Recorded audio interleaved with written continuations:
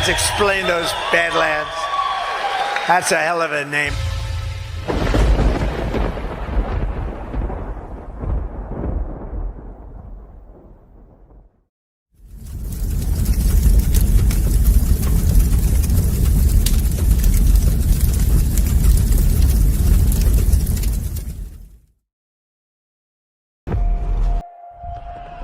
No. Now it ends.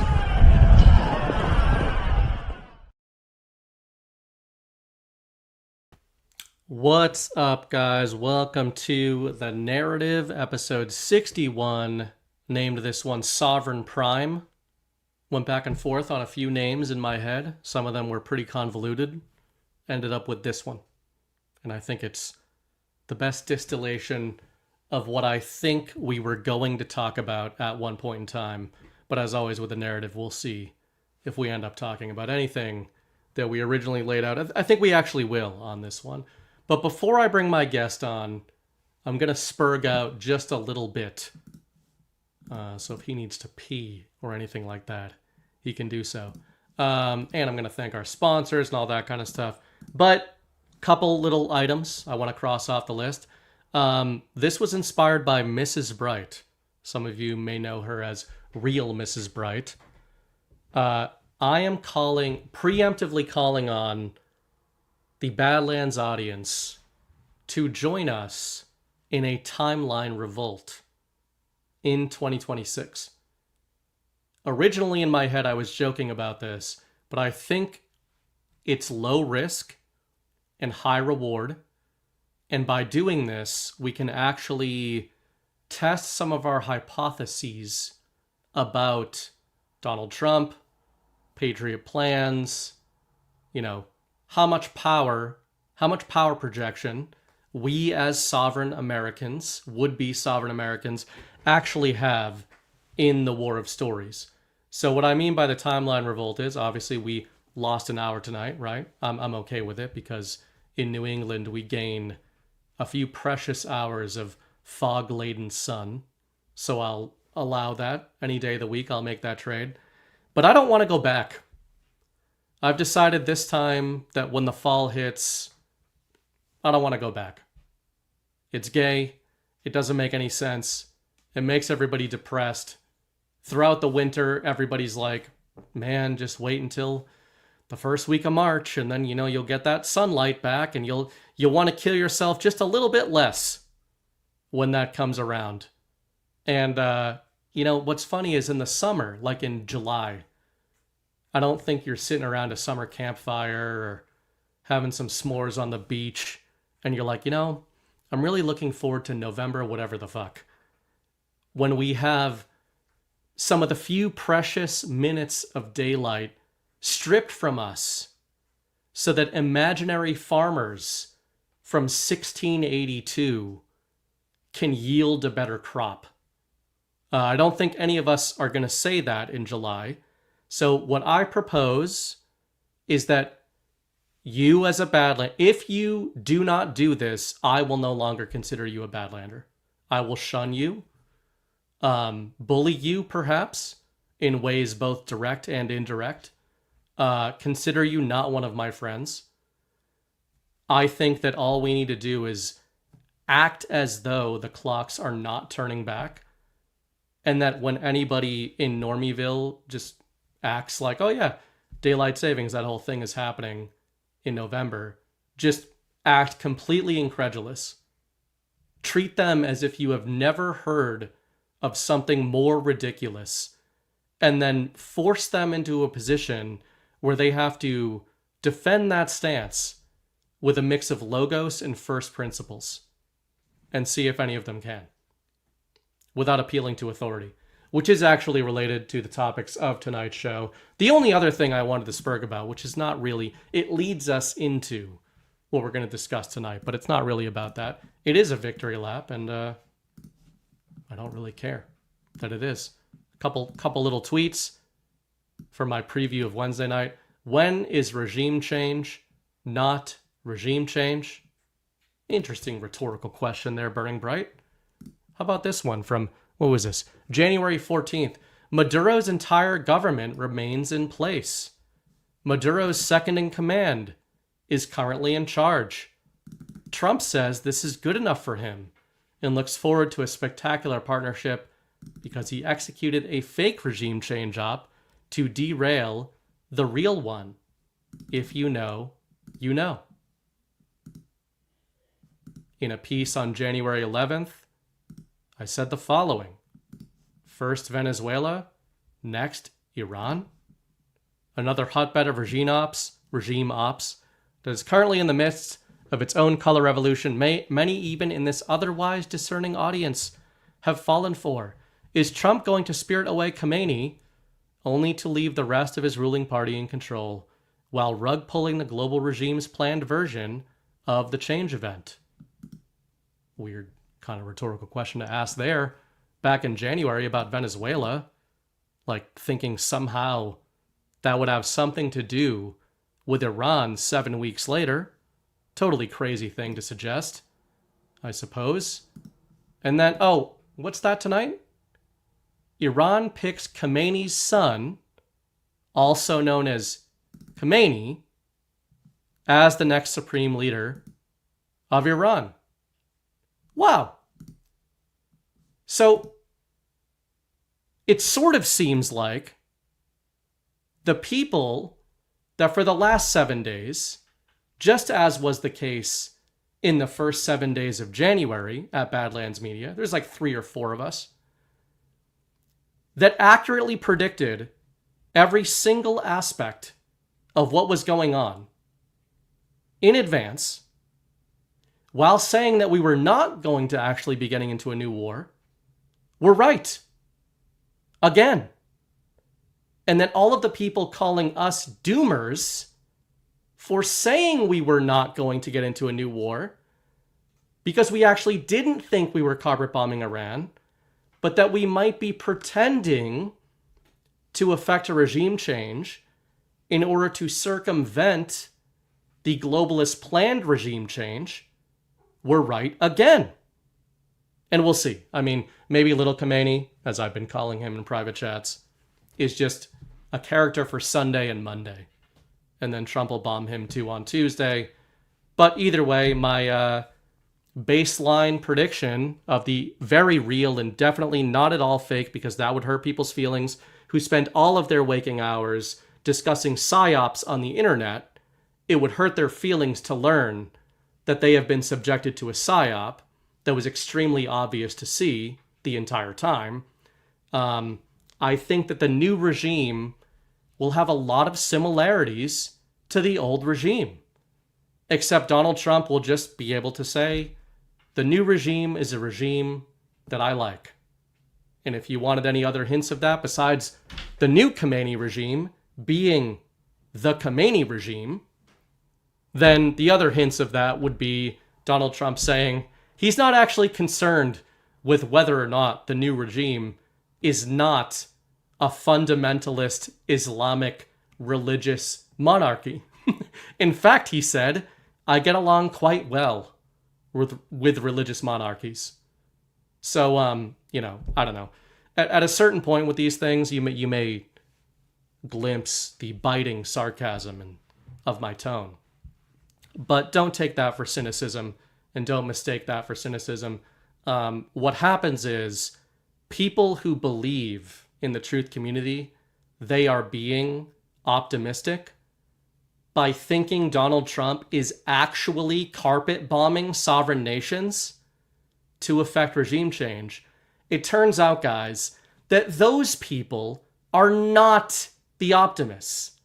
The people who think we're not actually doing that and that we're actually engaged in psyops to teach people a thing or two about this shit and to disarm actual carpet bombing campaigns might be slightly more optimistic than the people who traded in their truther card for regime change operations and forever war campaigns in the Middle East based on preemptive strikes toward nations with unprovable capabilities for weapons of mass destruction.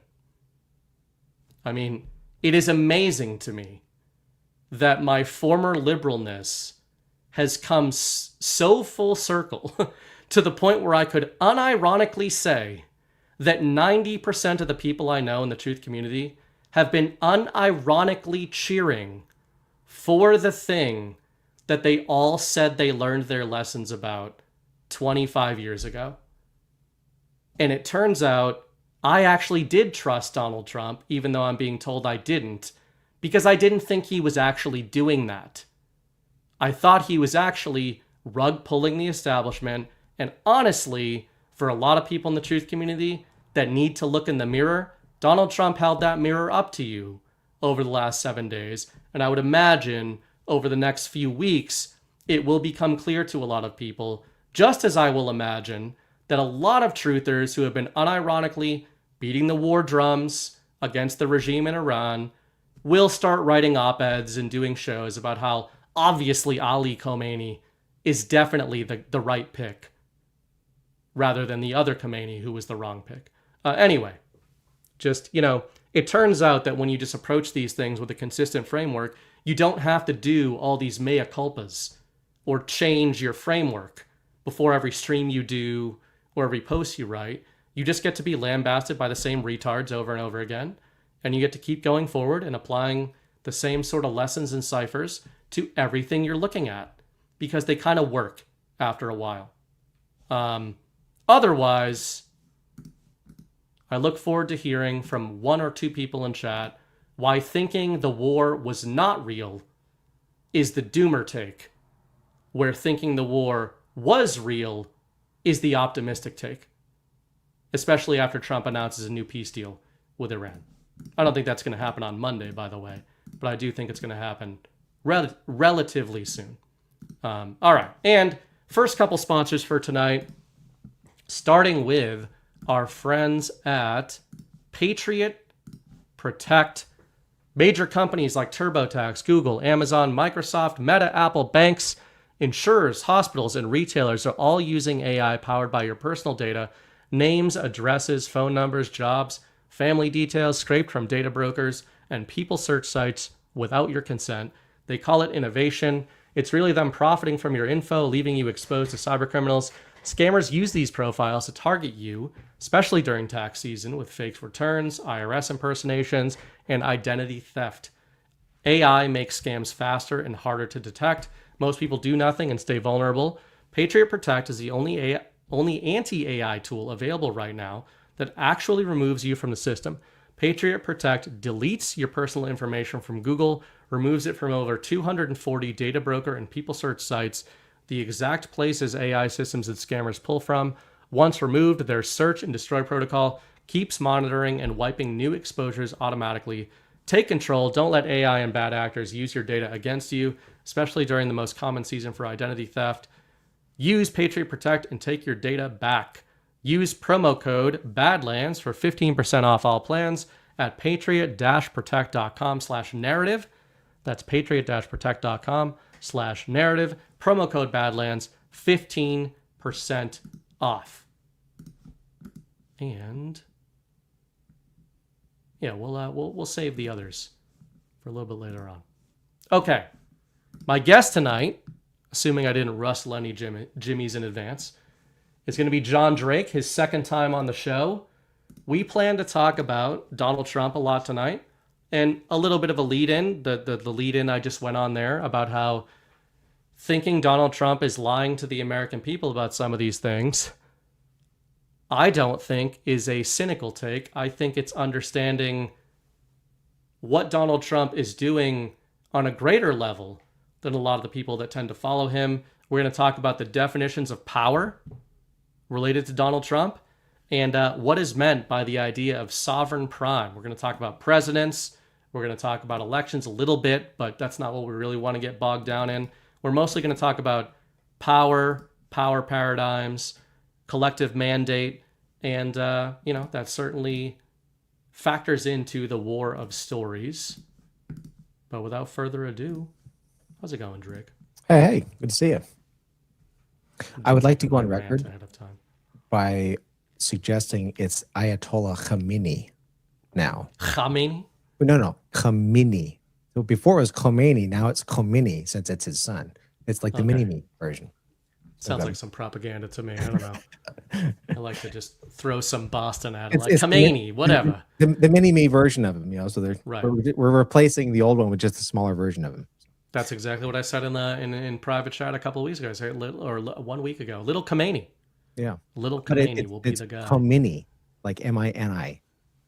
M-I-N-I. I like it. Okay. Khomeini. Khomeini. So, well, what do you think to start things off? I mean, we don't know if this current narrative is going to hold. I mean, it's Sunday night. But what do you think of the idea of the new Ayatollah being Little Khomeini, and whether or not you think that's going to hold, and et cetera? Well, I'm not going to pretend I can predict geopolitical events of things happening 6,000 miles away. I'm not going to be that guy. But I like your stories of those events, though. You right. Can Oh, yeah, the story. I mean, with Venezuela being the template as you laid out, that makes a lot of sense to me, that is what we're seeing. If in the larger picture, what we're observing is a complete destruction of an old world system, while still kind of allowing a soft landing so that people aren't just completely uprooted and have to navigate a new system like all at once, because we don't tend to do that very well as human beings. You think about the the progression of technology as it has been in the last 150 years. 150 years ago, the fastest the average person could go would be like on the back of a horse, and then less than 100 years later, you could get in a plane and go faster than the speed of sound. That was a 100-year span or less. And then now, even in the last 20 years, we've gone from like everyone having a desktop with dial-up to having your phone and having high-speed internet pretty much anywhere. And we don't really adapt. I don't think we've adapted well to that kind of a quick change. So I think that looking at the nature of what's going on in the Middle East with Trump's, first presidency, with the, the world tour that he did, and establishing the sovereign alliance and working all these things. And it's been like this 10-year period. And, we all get frustrated, like, well, when is this going to happen? This needs to happen now. We don't really want it to happen overnight, simply because we haven't handled the adaptation to these things very well. Very quickly. I mean, go to a restaurant and look at all the families that are glued to their screens instead of sitting there talking to each other. Yeah. Human beings don't adapt well. So I think that the nature that it's playing out is in a way to soften the blow, so to speak. And so having templates like Venezuela, where, I mean, I wonder how much, I don't know the degree to which the normie mind is approaching it in that, like, wait a minute, we got rid of Maduro, but it's the same government's there. But for those that are trying to pay attention, those are telltale signs that something else is going on. And that's the thing I fall back on with, normie friends of mine complaining about Trump going to war. Man, I don't like that he's doing that. And it's like, yeah, if that's what's actually happening. I don't know that from an objective standpoint, I'm not pro-war. I don't think we should be going over and doing military operations, if you don't want to call it war or whatever. But the way it's being done, even if it's just a story, we can see that it's like tearing down this system that we've become accustomed to. And it's in a manner that is like bite-sized little pieces. Like we had Venezuela, now we're getting Iran. This is a little bit bigger of a story. Let's see if we can handle this one. And if at the end of the day it comes out that when there's a peace deal and we end up with Khomeini, then that's kind of a marker that, okay, what we think was going on is actually going on, that there is a shift and a transition to a different system. And it's probably good to get yourself in that mindset that it's not just going to be the way things were. Like sovereign alliance taking over the world and carving it up into regions of responsibility and all of that, that's not the only thing that's going to change. And adjusting ourselves to that mindset, I think, is a good way to, you can do that beforehand, so it's not a shock. Yeah, you said a few things there that obviously I go on my rants, and it's clear that some things bug me. I'm somebody that gets bugged by things. The irony of that is I think you're not in the truth community or InfoWar. One of the kind of markers I use in this kind of whole world is like, if you know that there's such a thing as the info war or the truth community, there's been some level of sifting you've already subjected yourself to, right? I feel that I have seen some regression. Granted, like when I'm saying that, most of the time, if you're still watching a show like this, or the Power Hour, or the No Treason podcast, or whatever, like anything on Badlands, and we're not the only ones, but you're probably not the people we're talking about.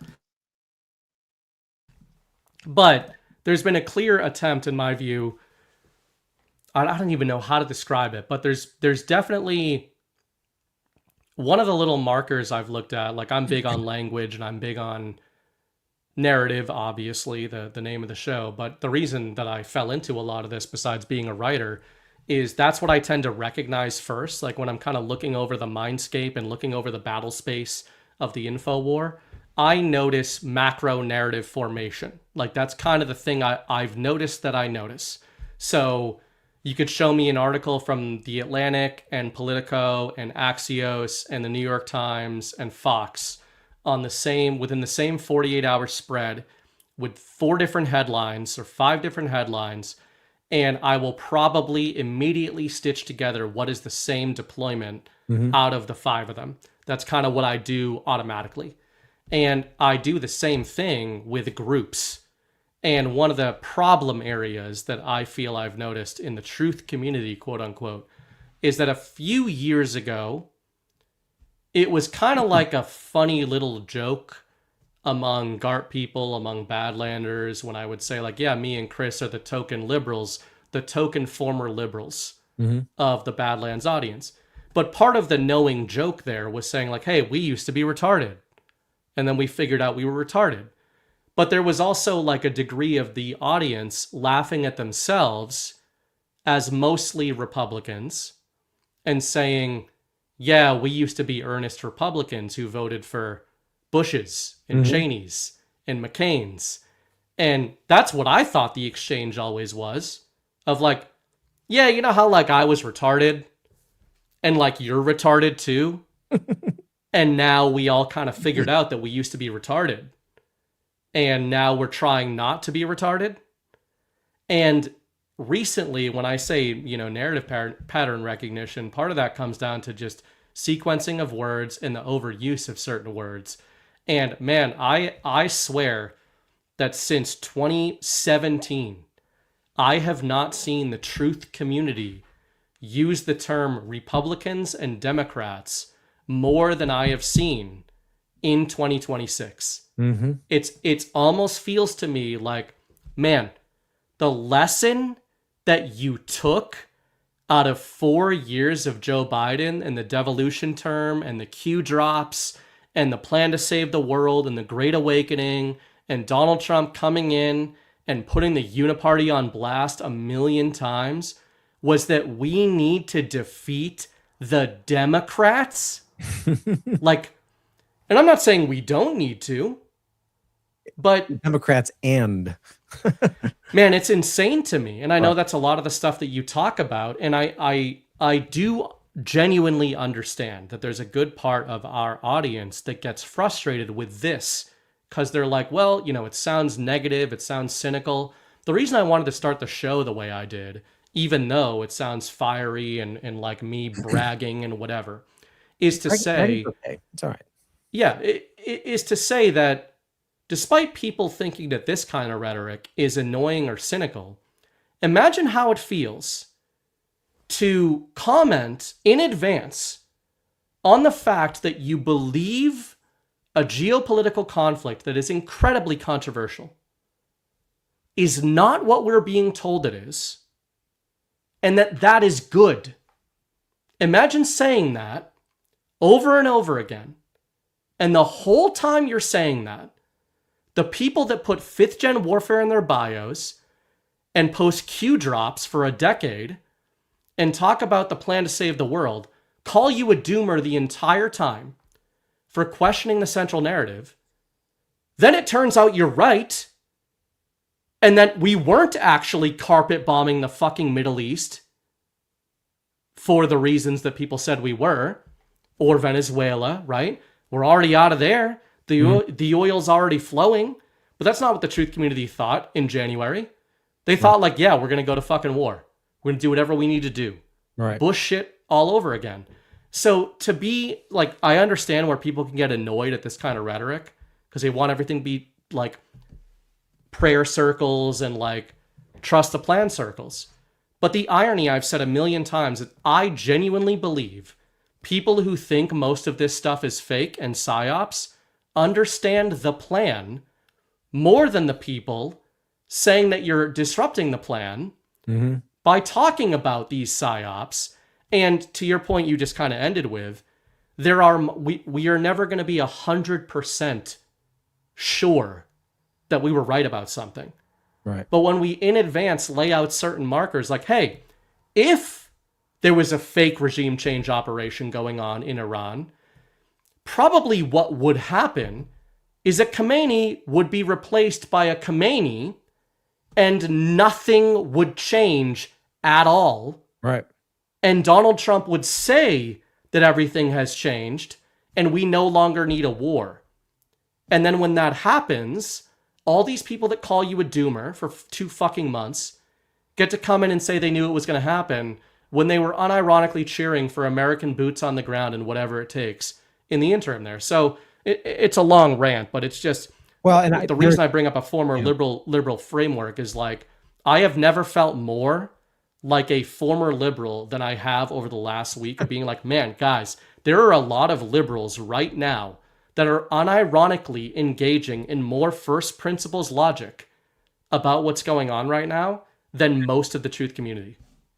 You know, it just goes to show that progression is not linear. It's not even just up and down and all the way to in one direction. Sometimes you kind of loop back around like, hey, I've been here before. This looks familiar, but you're changed for the experiences that you've had in the meantime, and so you're not the same person there. You know, I was thinking too that I remember conversations with people back in the day when I had sort of had my awakening to the evils of American foreign policy and, you know, the early Ron Paul days, where it's like, what are we doing over there? And you talk to people and they're just like, bomb the motherfuckers. It's yeah. Like, how could you possibly say that? And then fast forward to today, and there's a lot of people with that same mentality, and it's so disheartening to see. I'll admit that. But I'm wondering if there's a parallel too with the recent push, it seems, about highlighting how dangerous Islam is and how we have to, that people have been kind of conditioned into accepting this aspect of whatever the psyop is or something, to be okay with.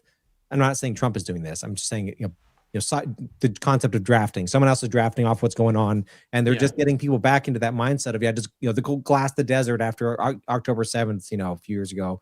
And people they've learned nothing. Like it's not saying Islam. I'm a Christian. I think Islam is the wrong way to go. There's a lot of lovely Muslim people. I've worked in the Middle East in parts of my life. But Islam I don't think it's the right way to God. So I don't think that justifies bombing people, though. And it's crazy to me that people are able to, in the context of a plan that they don't actually know, being okay with that because somehow it's part of the plan that they don't actually know. It's mind-blowing to me that people are able to do that. And to me, it demonstrates that if that describes you, I can treat you with love and respect. Not you, general you. I can treat you with love and respect because that's what I'm called to as a Christian, and I will conduct myself that way to the best of my abilities. But you are fucking insane. Like, dude, imagine you have no principles. Imagine if you are somebody that's been watching this for a while or following this stuff, and you believe there's such a thing as a sovereign alliance, right? Like, let's say you're one of my followers who's like in that little rabbit hole of like righteous Russia, special military operation in Ukraine, right? And then you're told a story that Putin hit San Francisco with a ballistic missile. And X number of hundreds or thousands of Americans died. Imagine then being like, well, had to be done. Sovereign alliance. Yeah. And now there's probably like 3 people watching the show who are like, yeah, what do you mean? It's just San Francisco. Aren't they all gay Satanists there? Right. Right. That kind of thing, right? But most, we use the term cognitive dissonance a lot. And I've been thinking about that term a lot recently because never has it been more apparent to me than right now with the Iran situation. Chris Paul often uses the term reruns to determine what's going on here, right? And this is a rerun of course, the beginnings of the Forever Wars. They're in the Middle East in 2004, etc. They're even using the same terminology. The irony is, people like me and Chris think that they're doing that Trump is doing that, to disarm the next Forever War. Yeah. The term, I don't know if I invented it, but I certainly used the term, and I think Chris did too, or at least something similar, in the summer of 2025, narrative disarmament. Chris has used terminology saying they're taking the air out of all the balloons. Yeah. Right? Like, these are plans we think they had. And to your point about the Middle East or glassing the desert, there really is this, like, and when I'm bringing up liberals, guys, by the way, I'm not saying that the liberals are right now or they're morally superior to conservatives. Far from it. I'm using a specific story, a specific narrative, and saying that imagine if you're an earnest liberal who's actually trying to, like, come in and talk to the MAGA core right now. If you talk to one of us, you're probably going to come away being like, those guys are still crazy, right? They think that there's a lot of psyops going on and what we're being told is happening in Iran is not happening. I am not claiming that my explanations of the Venezuela model and what is going on in Iran and what Donald Trump is navigating here would land with normies. I don't think it would. I have stopped trying to wake up. I've tried talking to you about that. They look at you like you have 3 heads. So totally. Yeah. And the reason I say that is because, but imagine the alternative. Imagine the normie liberal who talks to one of the truthers or MAGA who thinks everything we're being told is happening in the Middle East is happening as reported and loves it. And if you've been on Twitter at all in the last week, you've probably seen like anti-Trump propaganda. Oh, yeah. But that is pretty effectively using 10-minute reels of him and all his cabinet members in 2024 talking about how we are not going to get into a new war in the Middle East, and specifically saying we will never attack Iran. And if you let the wrong people in, they are going to attack Iran, and they are going to tell you that they're doing it based on a preemptive strike. Like, Donald Trump has said this word for word for years. So when we see that, and we're faced with that cognitive dissonance that assails us, we're left with 2 choices in my mind. Either Donald Trump is full of shit the whole time, and the liberals are right about him, or what we are being told is going on is not what is going on. I lean toward the latter, but that's the stuff that I think a lot of the MAGA and truth community has demonstrated that they've lost sight of. My example of Putin in San Francisco is like, man, that proves cognitive dissonance, because if you could say like, oh yeah, that wouldn't hit me right. Like, Putin wouldn't do that. That wouldn't be part of the Sovereign Alliance plan. It shows that you have legitimately and fully dehumanized people in Iran. You have completely dehumanized and othered people in the Middle East to a degree to which you do not believe you have, if you actually think that Trump and patriots are glassing them and blowing up children's schools and all this shit for the benefit of the plan. Like, and again, the thing that is disturbing is when your average ex-formerly Twitter normie, liberal, whatever, brings up something like that school, and they're responding to it in a humanitarian way. Like, I can't believe that happened. Like, I remember this, being frustrated by this back in the really early days of the Iraq War, kind of before I woke up to that aspect of things, and being annoyed at the liberals trying to point out the evils of look what's happening, look what they're killing all the, they're killing children and stuff, and then being annoyed with them that they're nitpicking on stuff like that, instead of being like, you know what, like if that stuff's true, then yeah, we need to have that perspective. But I think it was Chris recently made the point of how war has turned into content. It might have been, it was something I heard recently where, you swipe up, there's a cooking video. You swipe up, there's a video of a drone falling on a Ukrainian soldier, and or whatever. And war has become this desensitized content that we consume, and it's disturbing how people lose touch with their humanity so quickly. And it's disturbing to me also that you have people that in other theater will say absolutely there's well, they can't release that because there's investigations going on behind the scenes that we don't know actually anything about. That's why they haven't released anything, or that's why they're not telling us this stuff. So they're assuming that something else is going on behind the scenes that's not being shown to us in the public. But no, over here, this is actually happening, and I like it. And that's a great example of and I might not be right about what I think is going on in Iran, right? When I take a victory lap about little Khomeini, and again, he might not be the legit leader, the legit new leader that's codified in the central narrative. But right now, that's where it is as of the recording of this show. The reason I take a victory lap on that is because that would map onto a reading of events that they are not as we have been told they are. And to your point exactly, the thing that frustrates some of us these days in the Badlands sphere about the wider truth community is exactly what you point out. It's not that we're dealing with people who do not believe there's a war of stories going on, or psyops, or that there isn't misinformation is necessary. Like, it's totally insane that you've got maybe millions of people, or hundreds of thousands at the least, who were fundamentally altered by engagement with the Q drops, mostly in positive ways, including myself, who a core tenet in the drops is disinformation is necessary, which is not just applying to the drops themselves, as you guys know, but the operation that the drops are alluding to, right? Donald Trump, the Patriots, the government, the plan to unwind the entire paradigm that we've been living through. I'm okay with all that. There are some people I know who are not okay with any of that, and I think it's totally reasonable to not be okay with any of that. When I say I'm okay with it, I understand, I think, why.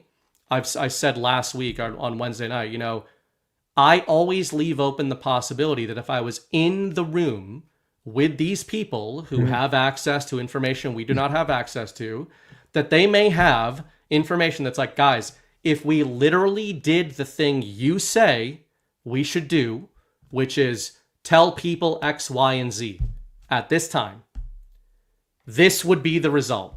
And it would be awful. I'm open to that.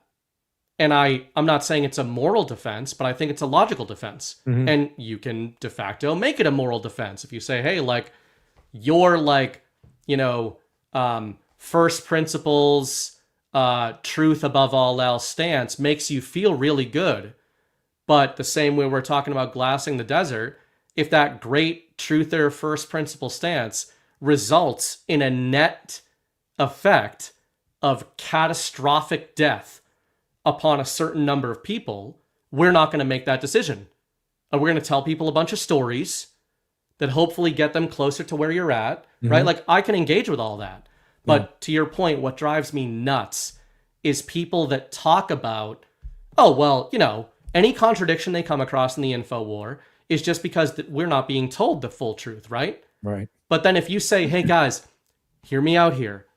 I think maybe we're not being told the full truth of what's going on with this Iran operation. And I think maybe we're not even glassing the desert.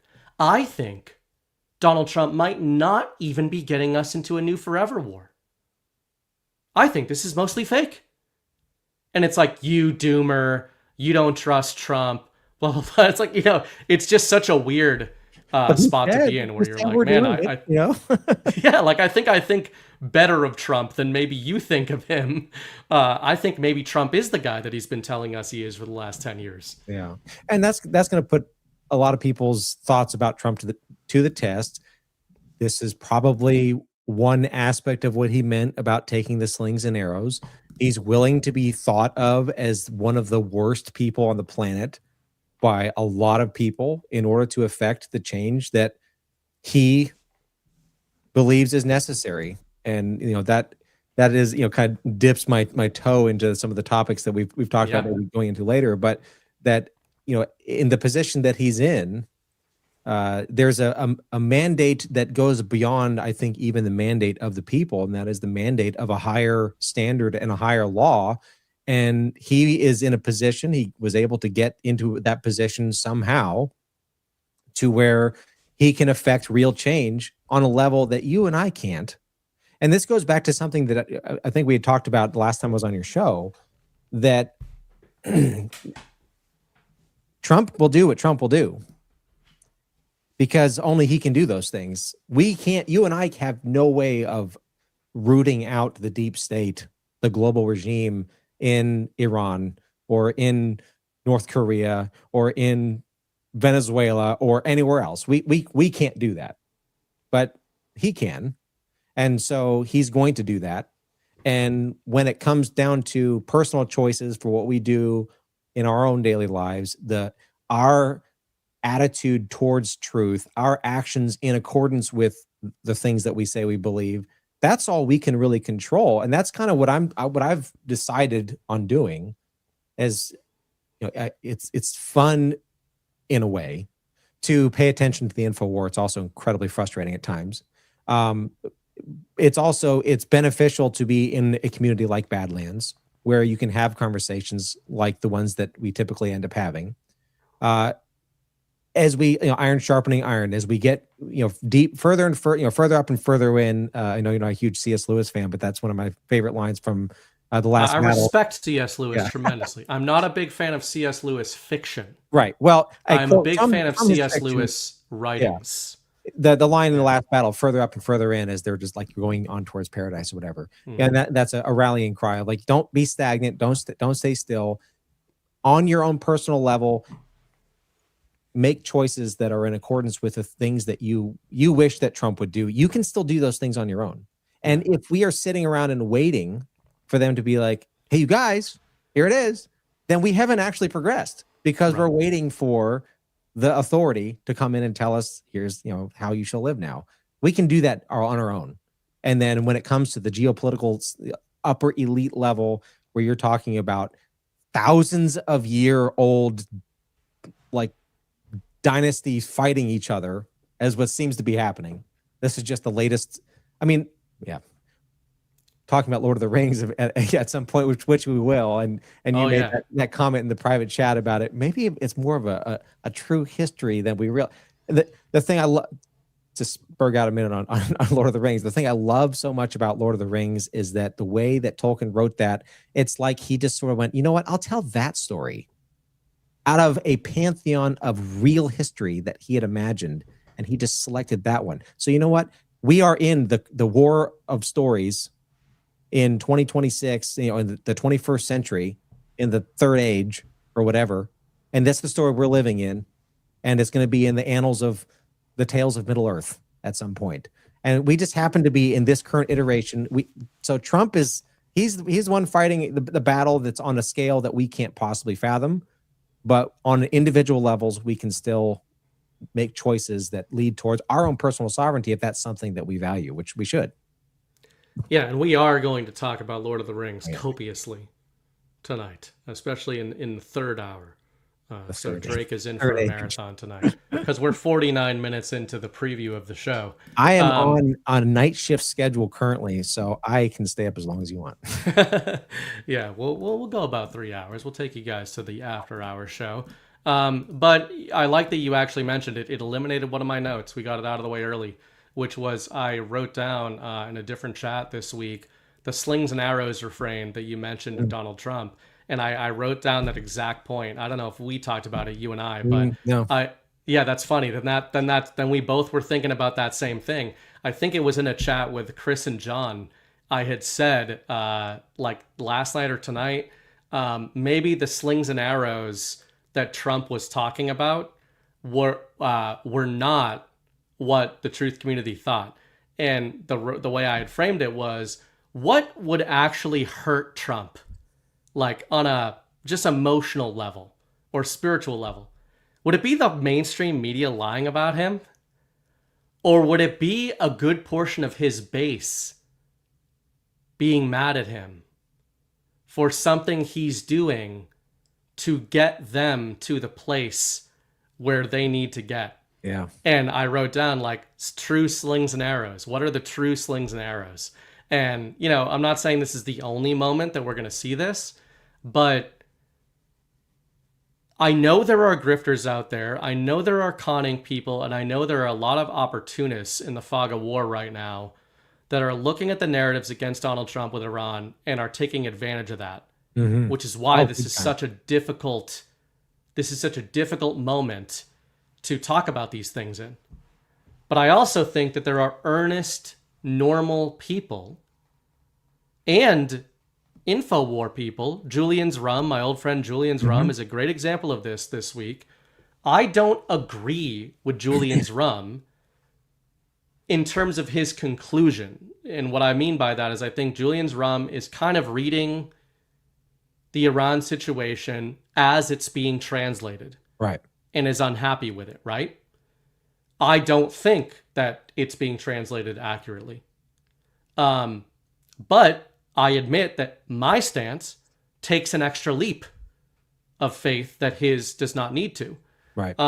But to see people pile on him when he's just reading the info war and what Trump is doing as it's being translated to him and saying, man, I'm like to have a lot of, frankly, to have a lot of new motherfuckers, like people I've never heard of before, retweeting Julian's Rum and talking about how that guy's a doomer and like he doesn't know what's going on. Again, I'm leading this by saying I don't agree with Julian's take. I did a show with him for a year. Like I consider him a friend. I don't know him that well. Despite that, like that's the context in which I know him. We've spoken privately. I think he's a good guy. He's got a family, etc. I wish nothing but the best for him. But to see people look at the stance he's forwarding this past week and say, that guy was never a real truther. Do you have any idea what he sacrificed given the following that he achieved? You think he made money on that following? Mm-hmm. This was before Twitter was monetized, guys, that Julian's Rum became Julian's Rum. If Julian's Rum became that in the era of Twitter monetization, what we would see is Q people using Grok to summarize and change other people's takes and monetize them in accordance with Q drops, which is pretty much what all of them are doing right now. And I can see this because I know how that works. But to call a guy like that a doomer, like, again, you don't have to agree with his endgame. You can think that Trump is playing 5D chess. The irony is, I think he is playing 5D chess. Right. And maybe Julian's Rum doesn't think that anymore, right? Or he's just sick of it. Maybe he does think he is playing 5D chess, but he's sick of it. And to think that that is not a principled stance for him to say, if Donald Trump is actually getting us embroiled in a new massive conflict in Iran that is going to have U.S. troops committed on the ground in Iran, that is a principled, consistent, morally logical stance to advance. And the people that are piling on him do not look good. You are not defending the truth community by piling on the fucking OG of Q people and calling him a doomer to make yourself and your little fucking communist struggle session feel better about your decodes. Well, and something else to think about, you know, I occasionally will mention natural law. That's once in a while we'll talk about that. The essence of natural law, if you distill it down, is treat other people the way you want to be treated, which happens to be spoken by a man of certain notoriety. You know, Jesus Christ happened to say that. You know, known disinfo agent, but besides that. If you are willing to write off someone like Julian's Rum and call him a doomer, say he was never a truther, You just happen to have lasted this long in the info war. But what happens if you end up spinning out, like you, in the general? And then people start piling on you, and you're like, "Fuck you! You do it. I got a family, I got kids, all the things that we deal with in life." And some people just need a break, and some people don't want to play the game anymore. And guess what? If you were the people out there ripping into Julian's rum, you are going to be judged by the same standard that you judge. Yep. And that's one of the things, going back to my point just a minute ago about living in accordance with personal sovereignty choices, is living in a manner that natural law, that's the science of justice that leads to peace. Live in a manner that lives up to that standard, because it will be judged. You will be judged by that standard. How you judge others, you will be judged. And people take that when Jesus says it. Jesus says, "Don't judge." He says, "Judge not." It's like, no, judge not, lest you be judged. For the same manner you judge others, it'll be judged unto you. Yeah. And I saw that from Julian's rum, and it was like, wow, dang, man, that's. But then, like, it's a principle. It's something that should be taken seriously. Yeah. And what I think Julian's rum, I knew him obviously, but long before I was doing this stuff in any sort of public manner, I followed him. He is a true OG. I mean, Donald Trump retweeted, I don't remember if it was 2020 or 2024. I think it was 2020 that he had he put together like a hype video for Donald Trump on Twitter that Trump retweeted. Yeah. Actually, Trump tweeted it out. I haven't thought about that. When that happened, I had I DM'd him on Twitter, and he replied. I was like, "Oh crap, it's Julian's rum." And I was like, "Hey, dude, like he was gonna take a screenshot of it," and I told him I'd make him a frame. Yeah. And then it just never worked out. But it was because I think it was 2020, but it might have been 24. But I think it was 2020. But either way, like, I'm just saying, obviously Trump retweets a lot of stuff, but that's the standing he had in this kind of community. And I know people think, like, John and I kind of said this. Maybe it was Chris and I on Tuesday night said, like, if you guys think it makes us more money to have the stances that we do, it does not. But it does make you a lot of money to only talk about positive things all the time, even if those positive things completely contradict your previously held stances, which is what a lot of the truth community has become. It has been what will get the most retweets, what will get the most Rumble rants, what will get the most likes on Twitter, etc. Yep. It's not what do you actually think. And that's what, even if I don't agree with the end state of what Julian's rum was saying there, what I respect is that he is putting out his earnest thoughts in the moment of what he feels while looking at the info war. And what you have is most of the truth community now, or the influencer class of the truth community, waiting, and I've been saying this for months, we have transitioned into a meta in the truth community now where it's a thing. The truth community is a thing. It's a market, right? Yeah. It's basically a market now that has a certain predilection for what it wants out of you. And we know this better than anybody. We've been in it for a few years now. And it's its own party of false decorum, to coin Chris's phrase. Exactly. And what it wants from you to make the most money, what it wants from you is not what you think is going on. What it wants from you is what it thinks of, is what it wants you to think is going on. Yeah. That's what the truth community wants.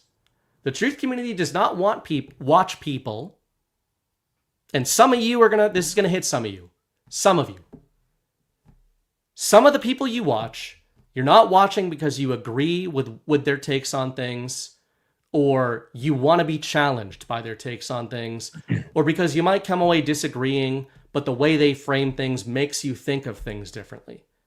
You're watching some of these people because you know there's a high degree of likelihood they're going to say something in a way that gives you permission to feel the way you already feel about that thing. And that's not what Julian's rum did. And he made a cardinal mistake there of doing that. And credit to him, he tripled down on it in the following couple days and said, this is how I feel. And he always used the caveat, if this is what Donald Trump is doing. Right. And Which is worth if gaming that is that the out. case, it's true. Yeah, it's worth gaming that out. And comparing a friend of mine and I were talking about this kind of back and forth using the Marco Polo app. And he was wanting me to condemn the actions. I'm like, well, dude, like I don't know what's actually going on over there. I don't know if it's actually even going on. Like it could just be a story that we're being told. And so I don't feel the need to emote about something that is probably not even happening, or at least it's not happening the way that we're being told. And he wanted me to like give a value or moral judgment on what like on well, if Trump is doing this, then that's bad. And it's like, okay, yeah, if Trump is getting us into a new forever war, then absolutely I'm against that. On principle, because I didn't like the last time we did it, and I wouldn't like it if we did it this time. And it's not really a principle if you can maneuver your way into being okay with something that your principle says you just shouldn't swap be. out the characters. Yeah. Yeah.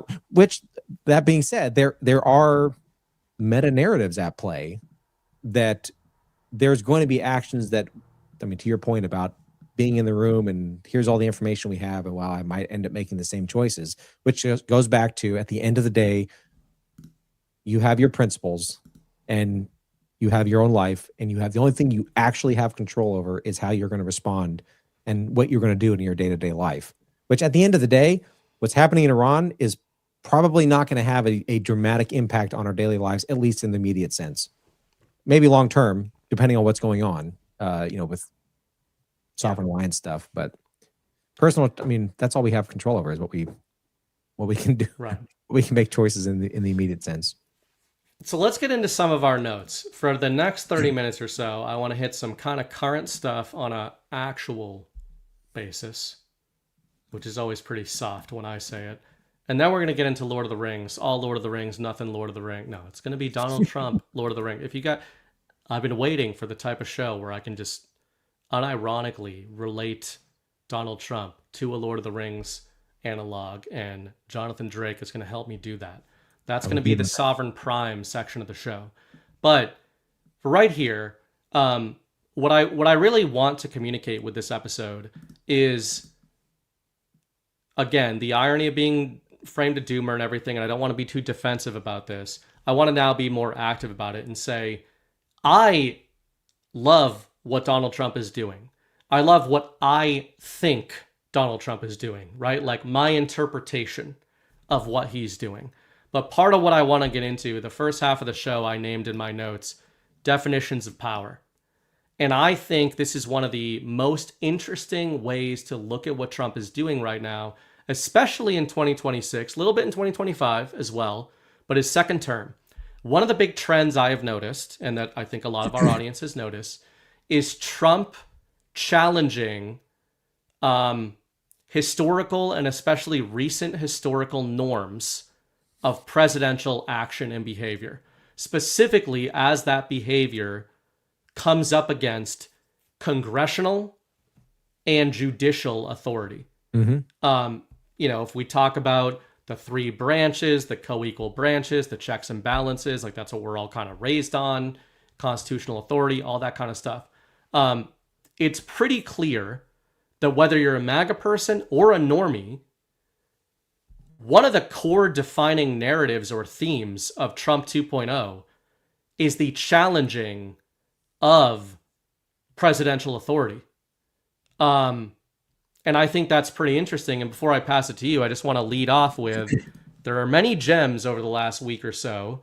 Speaking of narrative pattern recognition, there are many gems in the media recently, but this one really took the cake for me. This is from Political Magazine. The title was Trump Buries the 20th Century. This was by Alexander Burns. Now, I often use reverse indicators and quote unquote enemy narrative as their signal to me. And I thought this was interesting. So this was obviously in response. This was March 2nd. This was in response to Trump's actions in Iran, as we're being told about them. And there were some pretty interesting quotes out of here. The biggest one was this one. Across both his terms as president and in so many different areas of policy and governance and culture, his signal achievements have been acts of demolition. So there's a lot more to that article. But one of the things I said in my Overton's Goalpost article from like 3 years ago is when the enemy starts saying your opinions, but from inverted framing, you're in a good spot. And I feel like a lot of us have been saying, man, I don't think Donald Trump is going into that system to restore it. I think he's going in there to take it apart from the inside. And now we have the machine saying, I think Trump is really kind of like dismantling this whole thing. But I wonder what you think of that, 2025 and 2026, just kind of what he's been doing on a actual level with all that stuff. Well, so this dovetails into our first conversation back in December, and that when Trump first came in and he upended the political speak, the gravitas era of the way you're supposed to do politics and the way you're supposed to talk about people. And he completely just flipped that up. So that was definitely an early marker of like, okay, that there is that was an act of demolition. This stuff is ridiculous. Let's just call a spade a spade. Let's call people idiots. Let's call them, all the things that he calls people. And then when you look at the way, like, I love the way you and Chris framed things, especially when Chris was framing, the judicial stuff. When you look at the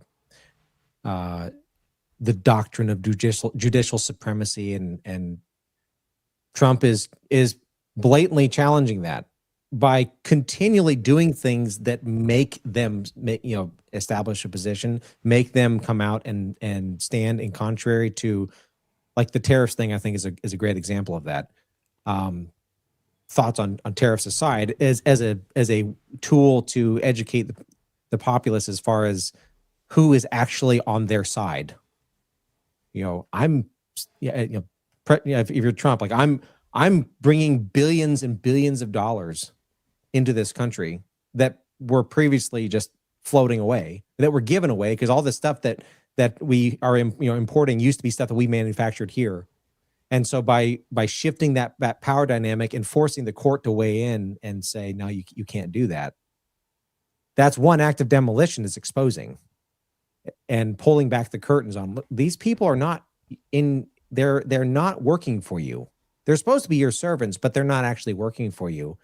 They're supporting and enabling a system that is stealing from you and selling you down the road as basically tax slaves, because that's what we are, to where we can't even generate our own wealth. We have to borrow it, which gives them the excuse to tax us. That's the way that whole system works. So even on something like tariffs, that's pulling back the curtain on that ridiculous power that the Supreme Court just took for itself. And it's demonstrating that he is willing to, I mean, Chris talks about, how far back, going back to the original Constitution, or even before, but even if he's just going back to the original Constitution, the president was authorized or empowered to interpret the Constitution for themselves and make actions that were in line with what he thought was the best thing for the country. And Trump seems to be doing that your interpretation of Venezuela and potentially what Iran is, the way that he deals with world leaders, even the way, going into the Middle East, going into China when in the first term, when he went to the Forbidden City and all, that's an act of demolition as well. Yeah. Stepping across the DMZ into North Korea, that's an act of demolition as well. Like, all of those things, and I know that's previous administration, but it's all one long. It's this era, the Trump era. Yeah. But those are tearing down the previously established norms of presidents looking over, with binoculars and like, ooh, that's scary over there. And Trump's like, let's go over and talk to him. And that's a low impact way of demolishing things. And going back to my earlier point of kind of slow rolling it so that people can adjust and accommodate, so that when you bring up things like, oh yeah, remember when Trump crossed the DMZ and went into North Korea? Like, oh yeah, boy, that was pretty crazy. And it allows people to come to grips with the fact that the way things have always been, or in our lifetimes, that's different now. And he is the catalyst for that. And I find that interesting. And I find a lot of parallels with the way power was structured in a portion of history that I've become interested in recently, in the Anglo-Saxon era. And that the nature of the the government, the nation, the nature of the monarch at that time was to act as protector of his people, was to act as the bestowing, like he was the one that gave gifts. They call him the ring giver. And this is stuff that, again, dipping my toe into the Tolkien stuff. Tolkien loved that concept of the ring giver. The king was a ring giver. Highly values loyalty and values merit and what can you do for my country. And Trump seems to be doing, and so in the way that he's constructed himself as president, tearing down, it's taking down this global system that we've been sucked into. I don't know necessarily how to phrase it. It's I don't know. It's fascinating to watch.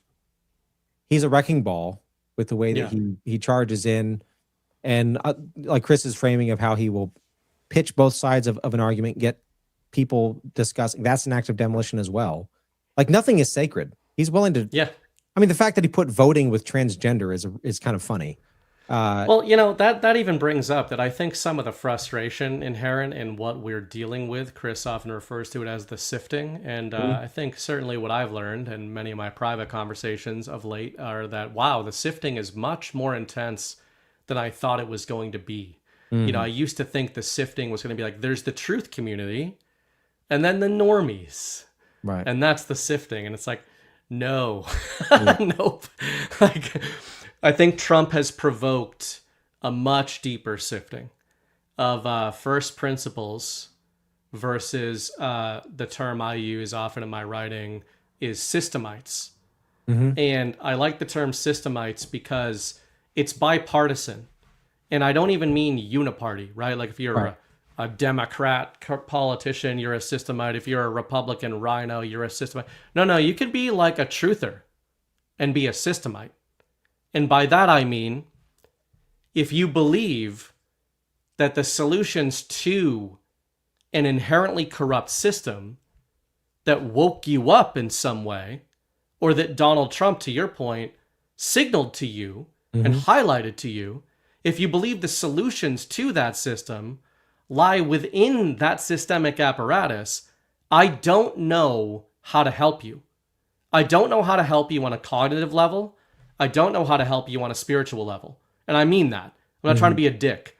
Like, if you think that your local court is corrupt, appealing to them to root out their corruption is utterly insane. Yeah. It is insane. And it doesn't mean that I don't think, like, I don't know where the future lies with where we're going with Trump. I don't know how much of this system is going to remain. I don't know what I'm going to be right about or wrong about or all that kind of stuff.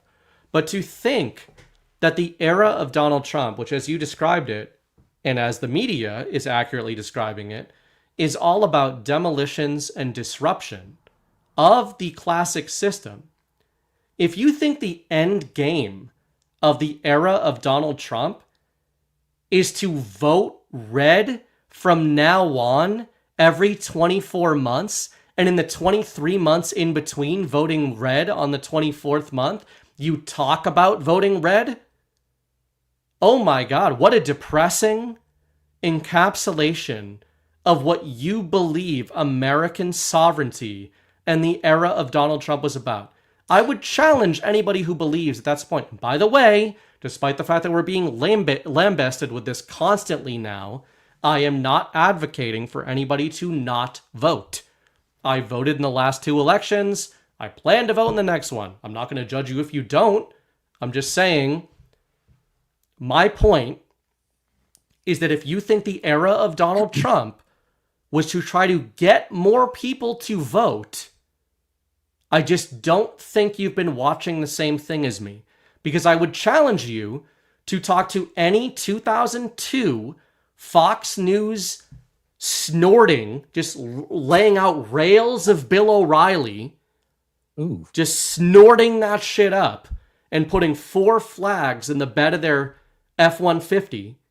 Like, if you think there's any difference between what that person was saying in 2002 that you in the audience think you've woken up from being and your current self, if all you're doing is struggle sessioning people into talking about voting over and over again, I just don't think you've actually been paying attention to the Trump era.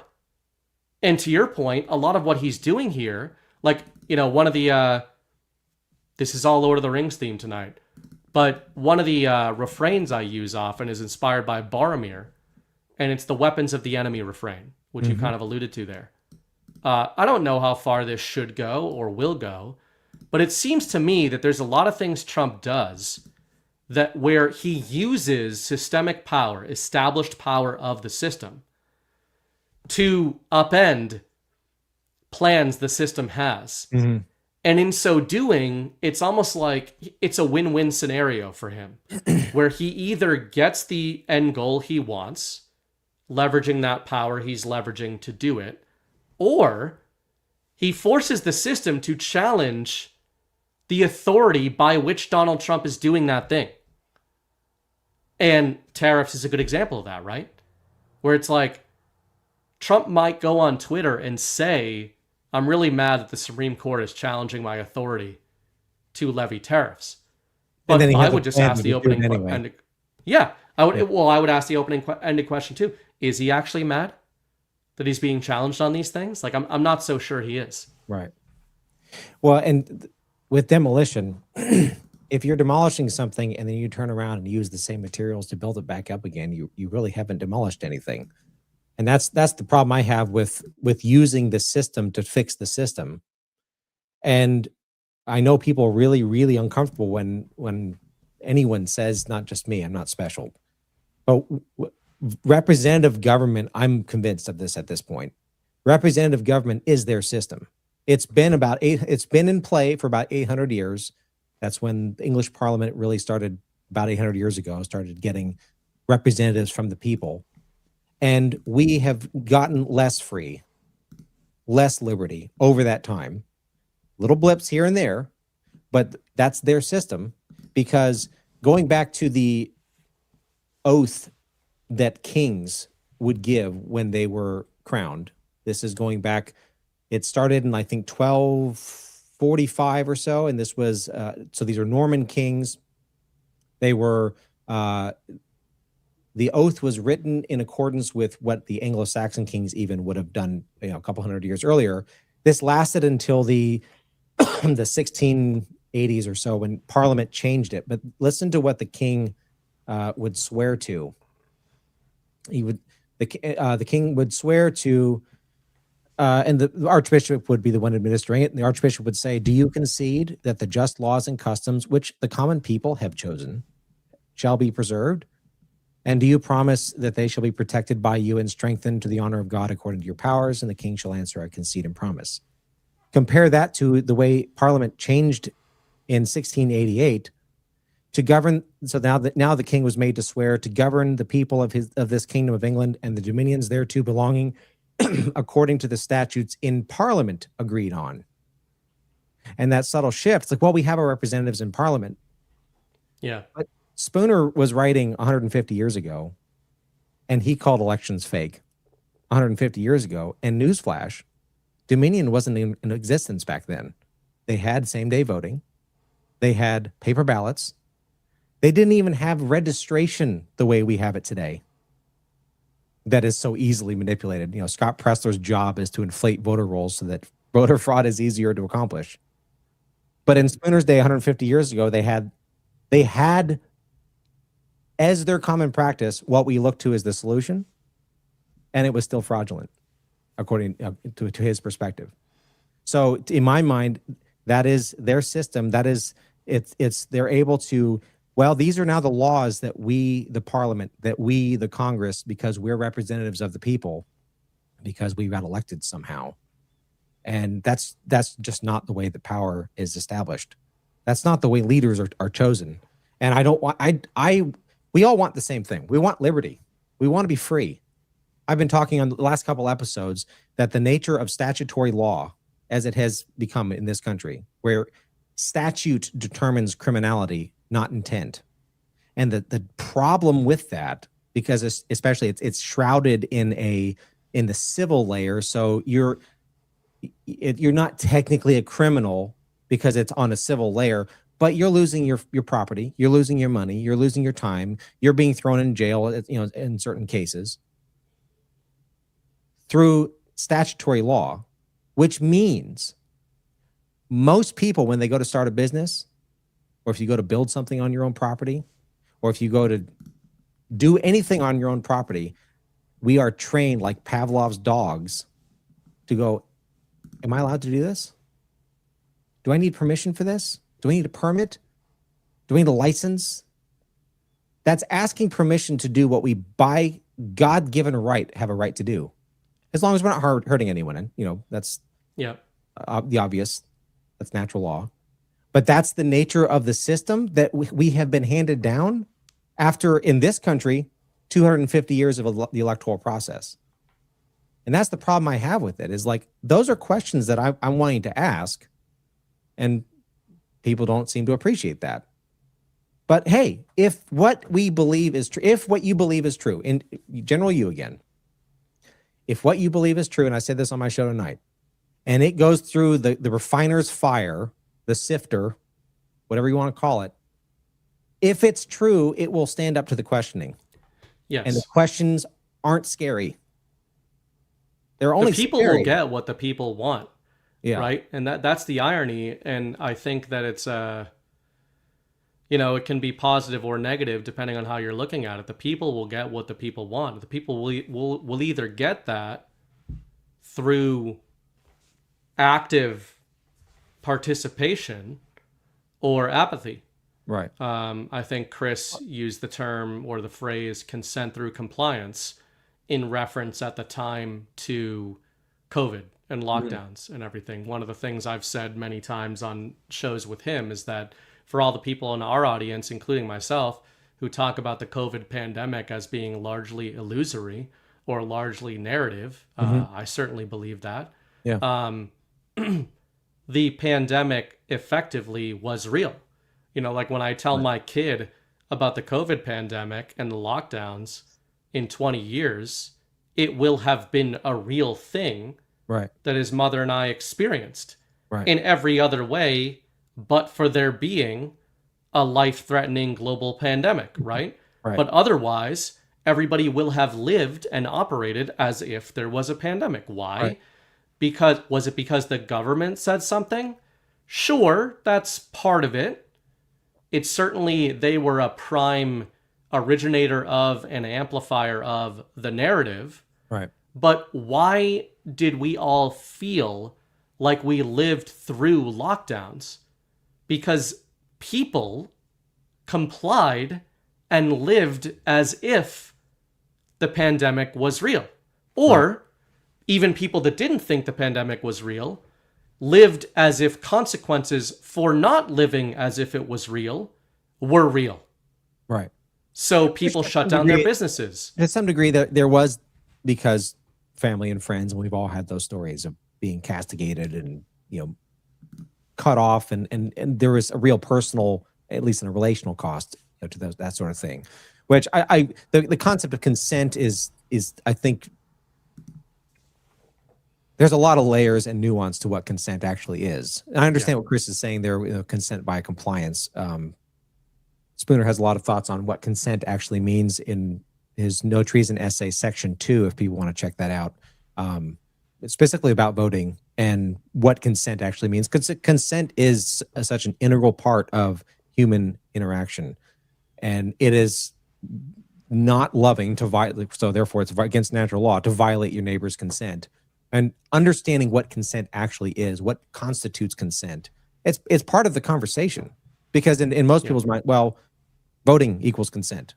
Well, no, it actually doesn't. No. And he has 10 reasons in section 2 as to why voting does not equal consent. And those are things that I don't hear anyone talking about. It's binary. It's you voted or you didn't. And I get to call you. Yeah, you're not even supposed to talk about things anymore if you didn't vote, or if you didn't vote in the right way. Yeah, and I get to call you certain things because you're saying the thing that I don't like, even though clearly, if anyone has listened to my show for any length of time, I'm not a flippant person, and I'm not. Which, argument from authority or whatever. Like, no one, people don't know me. I'm a stranger on the internet. That's fine. Go read the stuff I'm talking about. You realize Spooner wasn't flippant, and that the dude was brilliant, well spoken, well read, and well written. And you realize stuff that you thought was just cut and dry and simple is actually not. And it's not just a binary. Like I said, he's got 10 reasons as to why voting doesn't equal consent. And the next section after that is why paying your taxes doesn't equal consent either. And that one's easier because your tax, your money or your life, that's not really giving consent to the robber that you preserve your life rather than keep your money. But man, yeah, go ahead. Well, if we're in a truth community and someone speaks what they believe to be the truth, and then you get shouted at for that, that's unbelievable to me. Yeah, it's insane. It's insane the level that we've gotten to. I'm frankly a little bit shocked by it. And I think, when it's earnest, when I use the word earnest, a lot of people sort of conflate that term with like true, right? Earnest as true or right. Mm-hmm. And that is definitely not how I use the term earnest or how I think that term is intended. I use the term earnest to say people are well-meaning in their actions. Ironically, I think we're at a state in the truth community, quote unquote, where people are earnestly subjecting other truthers to struggle sessions because they earnestly believe that doing so will result in the codification of a plan that they do not believe anything can stop, but that, as Chris often points out, that somehow your questioning of could potentially stop if they don't subject you to a communist struggle session. That's a big problem. The fact that they are session. Let's have a conversation about it. Yeah, and, right. And instead of just labeling someone as being a certain thing without having tried to engage in a good faith debate on something. And I think people, the more people get to know me, those that have talked to me at GARTs and stuff, I'm willing to have a conversation, and I feel like I'm a generally good-natured person. And in like the GART chat on Telegram, I don't feel like I'm a disrespectful person. I would respect someone a lot more if you ask questions like, okay, I don't like the thing you're saying, but you clearly believe it strongly. Let's talk about it, because maybe I'm wrong. Because that's the other thing too. Chris Paul talks about the idea of the joy of being wrong, or having learned that you were wrong. We could all be wrong about literally everything. That's an entire possibility. And if you don't hold that in your mind, because I could totally be wrong about the things I believe. I don't think I am, because I don't think there's any value in saying something that I believe to be true as if it weren't true, to soften the blow for people that can't handle the truth. Yeah. Ask me questions, and I give me an opportunity to defend myself instead of just writing me off because you don't like the thing that I'm saying. Yeah. Well, you know what? This is the nature of the struggle session overall that we're in. We're trying to find the truth. And look, I want liberty, damn it. I do. That is my driving. Like, I want my children to grow up and not have to worry about, I've told the story on G's show about the firefighters coming over because the geometry of my fucking firewood was not triangular. It was rectangular because I was using scraps from my wood shop. And that was apparently a violation of fucking city code. I don't want that for my children. I don't want my children to grow up and then they know that 30 or 40% of their check is gone like that. I don't want that for my kids. What I want is freedom. We all want that. And I'm suggesting maybe what we've been doing for the last 250 years that has gotten us to this point, by the way, going back to the comment that you made last year at GART, which is an exact mirror of Spooner's mic drop quote at the end of No Treason, that whether the Constitution be one thing or another, it has either created the government that we have or it was powerless to prevent it. Either way, it's unfit to exist. That is really uncomfortable for a lot of people to handle, but damn it, that's the fucking truth. And so and then Chris always gets frustrated when people are like, well, you don't have an answer, so therefore your identification of the problem is like, that's unbelievably stupid. There is an answer to that. That's what I've been going over for the last 12 weeks on my show, of what people did who were the most legally free, I would argue, in human history, the Anglo-Saxon culture, because they understood that authority is not the source of law, like power, like the king or whatever. That's not the source of law. He's a protector of law, but he's not the source of law. We, the people, are the source of justice. And the sooner we relearn that and we bring it back, because we had it, and it was taken, just like judicial supremacy was just declared by fiat by the Supreme Court, so was the gutting of trial by jury by Chief Justice Joseph Story in the 1830s. Boom, went way like that. And nobody raised a finger, because by that time people have been comfortable with, well, we've got our representative form of government, we got our constitution, and we're good. Yep. And that's why I think it's like, man, and maybe at the end of the day, I'm wrong, and actually we just need to do it right, and we can do it right going forward. But we're not going to figure that out until we at least have an honest conversation about how the fuck we got here in the first place. Yeah, and that's a great, and I had said that at Guard. I had never read Spooner, but I think those are encouraging things, when you kind of come to the same... Yeah, I loved it. When you said that, I was like, yeah. Yeah, like when you employ your just first principles logic, and I got a lot of shit for that. I still get a lot of shit for that, of saying, as somebody who advocates for like constitutional law and the founding fathers, by and large, compared to where we're at now, in terms of the vision many of them laid out, rather. Mm-hmm.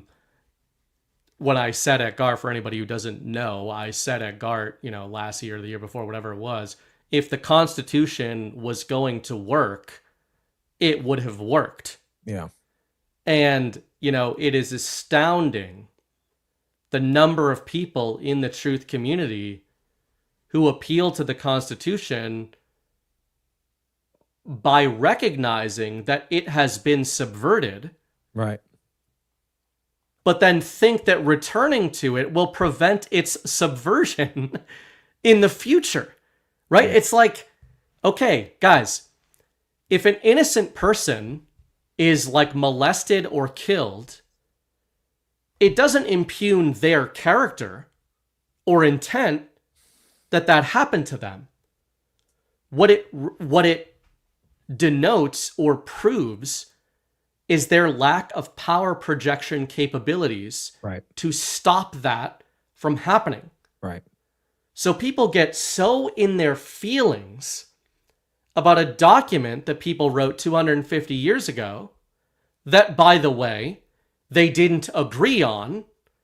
If you like, it's amazing to me that it's like breaking news in 2026 to read Benjamin Franklin's statements coming out of the Constitutional Convention, right, where they were like, "Are you happy with what went on in there?" And he was like, "Actually, ma'am, no." Like, I'm pretty fucking pissed. I'm not saying he's the paragon of virtue. Right. I'm just saying the founders were not just, we could have got some things better, but I think all in all, we got things right. They weren't happy. They came out of the Constitutional, which is actually what gives me more respect for some of them. It's not that they came out of that and they were like, I think we're in a good spot. Right. A lot of them came out of that being like, well, we'll see. Yeah. And, the fact that we're still leaning on that, I'm not even saying that if they all unanimously agreed that would magically make it the perfect answer. Right. I'm just saying that there's this codified myth in the truth community and the Republican world and the MAGA world that, like, the founding fathers were unified. They killed each other in duels about this shit. Are you fucking kidding me? Like, the next person who talks about the founding fathers, did you know some of them killed each other? Did you know a lot of the other ones wanted to kill each other? Because they disagreed so vehemently with each other's views about the codification of natural law that Drake is talking about, that they were willing to die or kill each other in order to preserve or prevent a vision that ended up in the Constitution. That's before we even get to what the Constitution says. And you know what? Again, it's this instinct of people outsourcing their authority to perceived betters because they're 250 years ago venerable. And this is one more point is the reason that liberals lambast the founders is retarded. Right. But the irony is what they are right about is that when people appeal to the founding fathers as if by virtue of being the founding fathers, they are inherently better than you and get to determine the future of you and your progeny and all future peoples that come forever and on, is absolutely ridiculous and is not an appeal to first principles. Yeah, and when people typically mention the Constitution and then the next words out of their mouth, it's the amendments. Those were amendments. Perfect. The original. They had to correct the perfect document, John. Exactly. They had to correct it right out of the gate because the problems that are inherent in the first one, which weren't solved, by the way, that being the power to borrow, the power to tax, and the speech and debate clause that removes all ability to hold anyone accountable for violation of natural law while being on the floor of the House or Senate, which means you can't, if someone violates your free speech, they put forth a bill or they vote on a bill that would take away your right to bear arms, a violation of the law of the land, you can't actually hold them accountable. Well, you know what that does? That creates absolute irresponsible authority and power, which is the power of private property, by the way, which means they declared ownership of everyone by doing that. That's a real problem. And so the concessions, like the amendments, they're concessions. We have to amend this thing. And here's the thing too. I think when people refer to the Constitution, I'm willing to give the benefit of the doubt because that's just the way I am. What they really mean are the principles of liberty that we actually do agree on. They want freedom. They want liberty. They want the things that natural law actually offer. And what I've come to believe very strongly after reading Spooner and going through it as deep as I have in the last number of months is that those things aren't synonymous with each other. That actually, if you go back to the founding ethos and the principles that drove the founding fathers to become the founding fathers, the principles that drove them that they wrote extensively about, including trial by jury, because it is the palladium of liberty, the protection of liberty, they then turn around and created something that violated. And I don't know all their motivations. I don't know why. Maybe pragmatism won the day or whatever, but that's fine. We want the principles, not the system. If the system can be revived to protect those principles, I'm on board. But the principles are what I care about the most. And I am not convinced that the system that was created, the system that we have now, is capable of doing that. Because I think the system that we have now, going back to the demolition thing, if you demolish a building and then you want to reuse the same rubble to build a new building, you're not ahead. You're going to have your asbestos and your mold and your lead and all the other stuff that's in there. Get rid of that stuff. But keep the principles. Yeah. Keep the foundation. Because the foundation is good. Just what got built on top of it undermined the whole thing. That's my perspective on it. And again, I could be wrong. I don't think I'm wrong. I have yet to encounter someone to take Spooner's arguments point by point and be like, here's where he's wrong, here's where he's wrong, that does not immediately rely on, well, that just can't work because of XYZ. Yeah. That's not principle. That's pragmatism. And I reject that wholly. And again, I want the same thing. I want liberty. This is something that appeals to or rather makes me think of the misunderstanding a lot of people have about some Bitcoin maximalists. Mm-hmm. When I say maximalists, I mean the people who are philosophically aligned with Bitcoin maximalism. Is that they'll call people like that doomers. Again, they'll call people like you a doomer or me a doomer for talking about the Constitution in the way we're talking about it. The irony is that people like us are like, hold on. So we're thinking like, what if we go back to the first principles of the founders and think, is there a way we could approach this, given everything we've learned that they didn't have the opportunity to learn Right. after seeing the next 250 years? Some of them, by the way, were very prescient and did think that this was going to happen. Yeah. The Adams, by the way, all the Boston boys were like, you guys are fucked, but like, we're good for now, and we'll just fuck up the British the next time they come into the harbor. But like, your kids are screwed. Pretty much everybody that signed the Declaration from the Northeast were like, this is not good. But anyway, if they had the opportunity to look back on that, they probably would come to different conclusions. It's the same thing, you know, saying something like that, you would think this is a proactive, optimistic stance.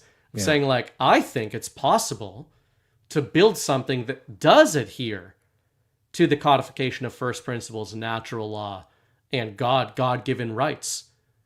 And it's the great irony and I think sin of what has become of large swaths of the truth community that they're like, well, it's the best we could do. Shut up. Right. F you. Get back in your box. We're going back to the old system. We're just going to put a red guy in there instead of a blue guy. And it's like, okay, you let me know how that works in 20 years, you piece of shit. When the Trumps are gone and like we're dealing with like JD Vance's Indian nephew's cousin who has a contract with Palantir and is running in the 2036 election. It's like, that's not, I don't think, what the point was. Yeah. I'm going to hit a couple ads. Go for it. And then we're going to come back to The Lord of the Rings, which is why everybody's here. Oh, yeah. Starting with ourselves and myself with soft disclosure. Legend says, on St. Patrick's Day, a beard without oil is just a chin with ambition. But a beard with soft disclosure beard oil, that's true treasure. Spiced vanilla, naked, smooth as a leprechaun's getaway plan. Soft enough to impress your barber, bold enough to confuse a baby goat. And this boar bristle brush tames your beard like it holds the crown coin.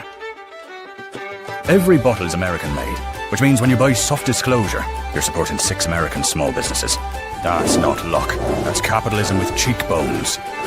And while you're at it, try our mint green deodorant, because even legends need fresh pits. Soft Disclosure, go for gold. Visit softdisclosure.com and use promo code TINYBRIGHT for 15% off. These statements have not been evaluated by the FDA. Promo code does not apply to bundle discounts. Shout out to Green Star for the racist anti-Irish. You don't let them do you like that, man. And that's just... Yeah, that's true. All right, we are also brought to you by ourselves again. John and I will be in Nashville on April 9th through the 12th. Hope to see many of you there. I know a bunch of you will be. There will be no controversial opinions at all. There will be only unity, prayer circles, pats on the back. I can bring my guitar to sing Kumbaya. You know? Right. Well, isn't that a contradiction, right, inherently? Like, in the truth community? With, like, thank God we're all unified in not only what should happen, but what will happen and what is happening. But we should all get together and advocate for the thing that we all know is happening and is going to happen, right? What I'm saying is, we wouldn't need to do these events, and you guys wouldn't come to these events, and we wouldn't need to have these conversations if everybody thought that everything was preordained. It's not. Right.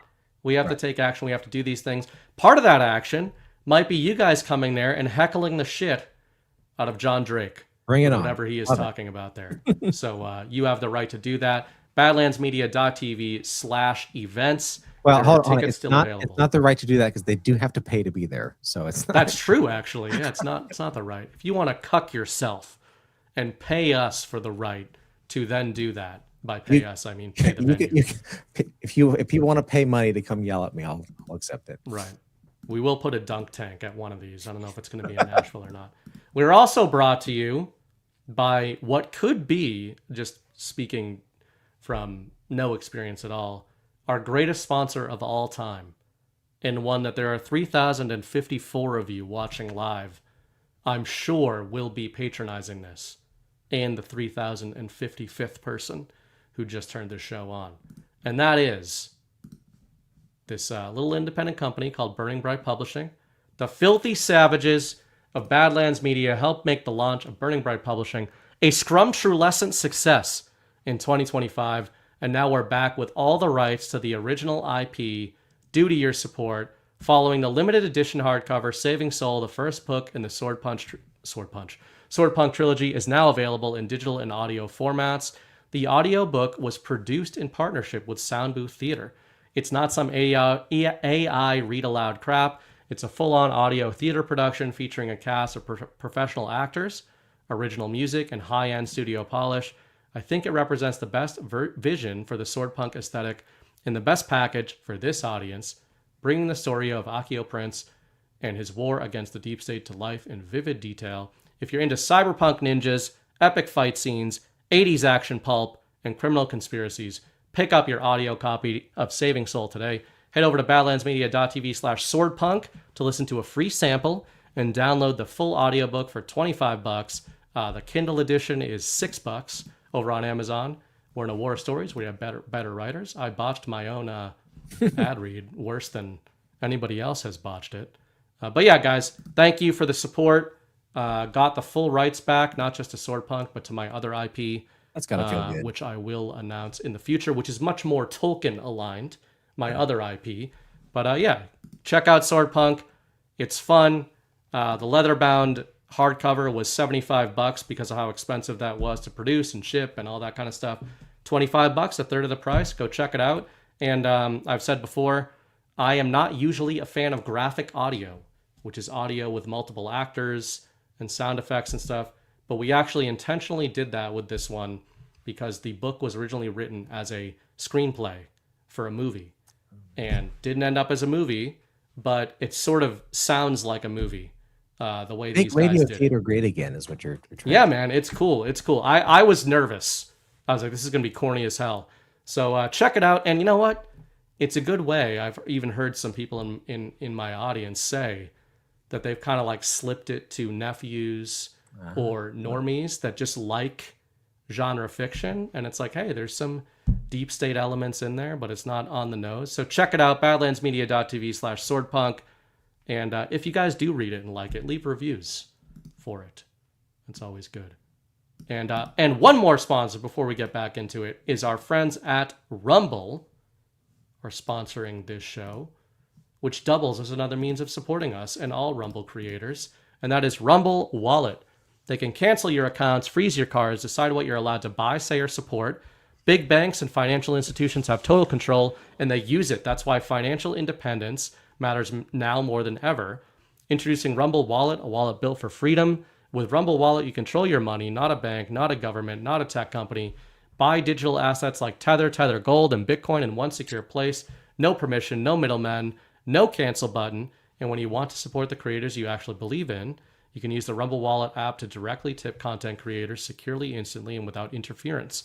This isn't a credit line they can shut off. It's your wallet permanently. Yours to protect your future, yours to protect your family. When the system fails, when institutions turn on their own people, financial sovereignty is the difference between security and vulnerability. Rumble Wallet isn't about politics, it's about freedom and ownership, protecting what's yours. Take control today. Download Rumble Wallet now. Step away from big banks for good. True ownership, true protection, true financial freedom. So thank you to Rumble Wallet. And yeah, that actually is perfectly in line with what we were just talking about. And which is, you know, all political power, as it is called, rests in the matter of money. And that if there you go. And the only guarantee a man has to secure his own liberty is to keep his money in his own pocket. It's the Bitcoin world, whether or not you think that it's going to be the future monetary system, the Bitcoin maximalist world is a great little sub-community for first principles dialectics, like the one we're having now, just more on sovereign power. Because the idea behind Bitcoin is one central question. What is money? What should money be? And Bitcoin maximalist, the irony of a man like G Money, is a man that many, many people see as the ultimate encapsulation of a doomer, because he's anti-elections and anti God Kings and anti this and that, and you know, many of the things he says I don't even agree with. The irony is, from a maximalist framework, he is more optimistic than most MAGA people because he actually thinks that you don't need other people to exercise your own sovereignty, which leads us into the rest of our discussion that will lead us into Lord of the Rings. But, if the Bitcoin maximalist community talks about what is money, and that's sort of their North Star of a question to orient their movement around, then I think maybe ours as Americans, as truthers, is something like, what is freedom? What is sovereignty? And to me, to pass it to you, I think if there's going to be a great legacy of Donald Trump, it's not going to be defeating the deep state, because I think there's going to be debates about how or whether that was accomplished. Mm-hmm. I think one of his great legacies will be provoking that question writ large across the battle space, right? Like reintroducing that question. When's the last time the American people, like on a large scale, were saying, how much power should the government have? Better or worse, right? Sometimes that argument's being levied against Donald Trump, but often it's being levied in favor of Donald Trump as the representative of the people. And that's what John and I were talking about in DMs for the last week, is this idea. The reason I named this episode Sovereign Prime was this idea of Donald Trump ironically challenging institutional power while also representing the will of the people in a way that maybe we have not seen in quite some time as Americans. I wonder what you think about how he's done that. Yeah. Well, first to the concept of what is liberty and what is freedom. And I think that's been lost by and large. We will say things like we're the land of the free. We celebrate 4th of July because we think we're a free country. And the point I made earlier about asking permission to do things that is yours to do by virtue of being a human being, that some of those things that were codified in the Constitution. Spooner has a problem with things being actually written down. I actually went over some of that tonight in my show. But when I talk to people and they're content with the way things are, because it's kind of a luxurious slavery that we live in. The economy is usually good enough. We all drive cars, whether they're nice cars or not. It's still a car. We all live in, for the most part, homes that our forefathers couldn't possibly imagine, with electricity and running water and, plumbing, and you don't have to go to an outhouse when it's 10 degrees outside. Yeah, we can communicate to anybody instantly. Yeah, I mean, right now, thousands of people. You have an unfathomable tools and at your disposal. And I think we equate like the luxuriousness with somehow being free. But again, if you go to try to start a business, if you go to try to build anything on your property, and you immediately find out that you have to get permission to do pretty much anything. If you have scissors and you've learned to cut hair, you still have to get permission from the state to do that for money. That's not freedom. So that's one of the things that bothers me when people talk about about the future. I mean, we haven't had any kind of a conversation about let's actually define what we really mean by liberty and by freedom. And then the problem of looking to someone like Trump to be the source of that, I think that's part of that's a problem as well. I think he's our ally, but he's not going to be the source of that. That source, going back to that the oath that the king was made to give, that the king was to protect the law that the people had chosen. We decide what our rights and our liberties are. And we work that out as we interact with one another. And in the same way that children on a playground figure out the basics of this is how you act among people. If you don't want to get your nose boxed in or punched in, or you don't want to have your toy taken away from you. You learn that stuff as a kid.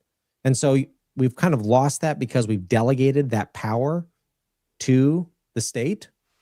And I think that's an unfortunate thing of looking at Trump as being like just the continuation of that. And so going back to the demolition thing, if Trump is tearing down all of their systems, whether that's geopolitical structures, NATO, UN, all that stuff, and then he's also tearing down our perception of what the government should be by just getting rid of departments potentially, calling certain other branches of the government to the carpet, treating them with utter disdain. How important No decorum. how important is the Senate? I love Chris Paul's take on that. How important is the Senate really if Trump keeps taking this slim majority we have and siphoning it off to fill useless positions in the administrative state? That's telling you something. It's not really that important. That's part of the demolition too. So as far as like Trump being the Trump ultimately as like the sovereign, so to speak, like not sovereign, like the sovereign, right? Yeah. He can project he can project the power, I think, in tearing down those systems, and he can project that power in bringing in the economic, through the trade deals that he's been doing. How many billions of dollars that he's got committed to be invested into the people, and in some sense, I don't really think he needs permission to do that. I don't think he needs to ask for permission. I don't think he needs to wait until people tell him it's okay to do that. Which instead of being a causal relationship between the people and the president or the king or whatever you want to call him, instead it's more of a symbiotic relationship. He exists in his sphere and does what he thinks is best, and then we exist in our sphere. And if we're waiting for permission to exert our power, then what on earth are we doing? If his speech, giving power back to you, the people, was in earnest, which I think it is, what power is he talking about? And I think that's a conversation that needs to be had. What does it really mean to have power as the people? I was literally going to use that quote as the follow-on from what you said. And, we've said this before, but maybe people think we're being pedantic or something when we bring that up. But again, this is the great irony of many people in our audience being called doomers for talking about things like this, or for being called anti-Trump or anti-MAGA for talking about things like this. When the irony is, we are looking at what Trump said and what he decreed as his promise to the American people and taking it literally. And I was going to say, when Trump says, it's in the intro of the Devolution Power Hour, the most famous speech probably that Donald Trump has ever given, certainly to this audience, certainly to his core hardcore base, written by Steve Bannon, FYI. I like pointing that out for all the people that every 30 days switch back and forth between Steve Bannon being evil, bad man, deep state, Trump traitor, super base Steve. Look at this Steve Bannon rant I'm going to retweet. There's a lot of people out there who do that. Wrote that speech, collaborated with Trump on that speech. And to your point about where does that power come from?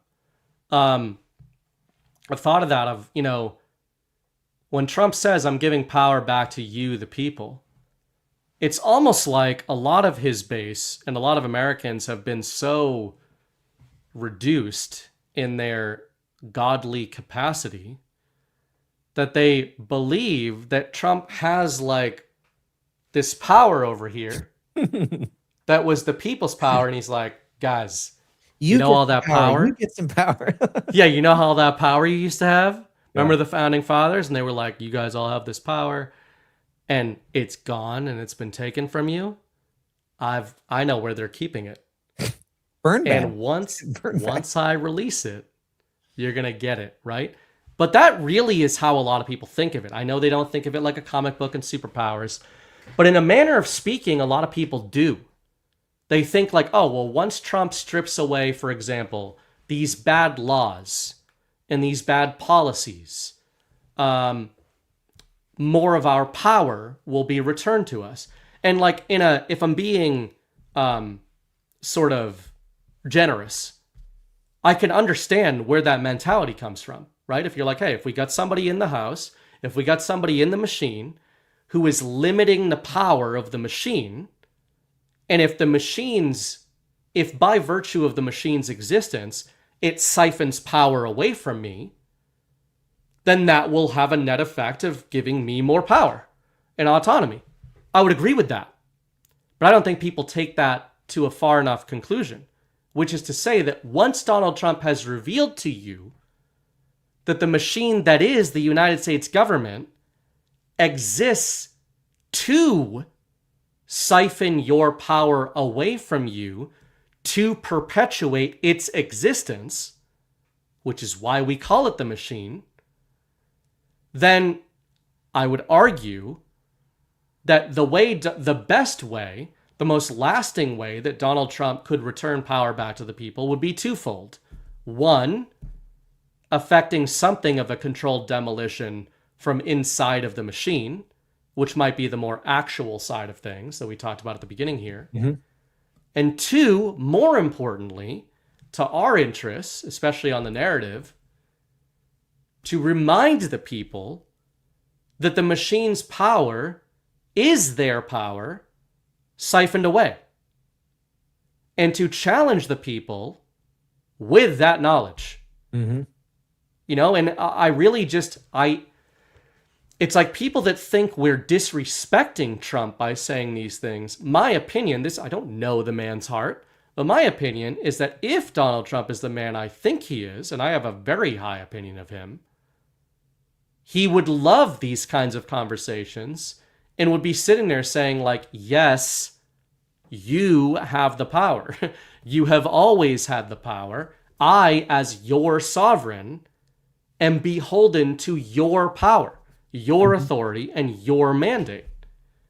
And again, that's why I named the episode Sovereign Prime. It's not to say he is the prime sovereign, he has the most power. When I came up with that terminology, the way I thought of it was he should be the ultimate representative. And instead of using the term representative like you were talking about earlier as a pejorative of like, hey, now I'm in charge. I've got all your power now. All your collective power is mine now. I'm your representative. The way I think of it is more like you, the people, have vested in me, the leader, the prime mover of your movement in this time. I'm not saying that that's the end game, best case scenario, but you know, you and I talked a lot the last week in DMs.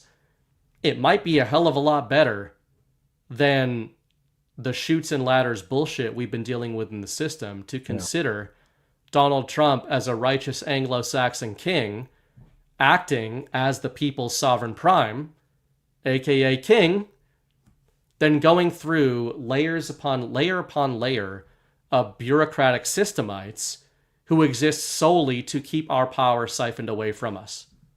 Yeah, so tying into that, the Anglo-Saxon thing, because I've really been keying in on that a lot lately in my own mind.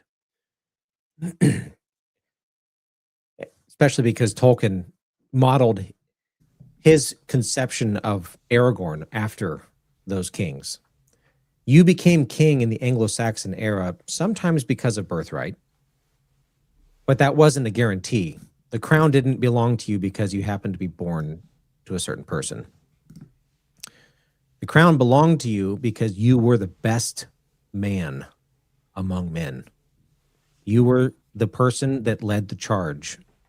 You were the person that won the battles. And that was back during a time when kings would die in actual battles because they were actually swinging swords and they were actually fighting and killing people with their own bare hands. The king, as I mentioned, brought this up earlier, that the nature of the way the king would protect the realm and would position the realm to be economically, advantageous, which at that time was basically just let people do what they will do and keep off the bad guys. And so if you look at what Trump is doing in that framing, honestly, I mean, this sounds crazy for your average American, but if Donald Trump lived until he was 115 or 120 years old and stayed as king for the rest of that time, we would be better off. Yep. Then If waiting until the 2028 fucking election cycle. the caveat there is if we're waiting for him to fix all of our problems on a smaller level, then we're the minute he dies, we're well, even during that entire time, we're going to be in a bad situation, because the king was not really involved in the day-to-day administration of justice in the Anglo-Saxon kingdom. Trump is not involved in the day-to-day, administration of justice in America. That's our job. And you're talking about having a reservoir of power that he's like doling out. No, we already have that power. We just keep giving it away. We got to stop fucking doing that. And how do we do that? How do we do that? Money. All political power boils down to the power, the matter of money. The only guarantee you have your own liberty is to keep your money in your own pocket. So find ways to be sovereign over your own money. Make choice, and on a personal level, because I'm not just preaching at people. I'm trying to do this on my own. I currently work for an employer that, I've talked about before. And I don't want to be. I don't like the way they do things. And so I am working. There's a number of things I have to do to get to that point, but I'm working to be able to go out on my own and start my own business, doing home remodel stuff. That's one of my, my passions or whatever, just making stuff in general. But then I'm also trying to transition my financial situation to be more sovereign.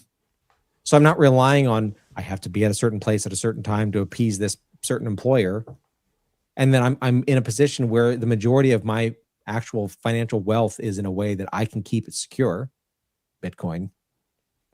Those are things I can do. And then to the education of people, trying to educate people to the methodologies that the Anglo-Saxons did and how they projected their power of administrating justice in their communities, and recognizing that it's not a top-down, it's a bottom-up approach.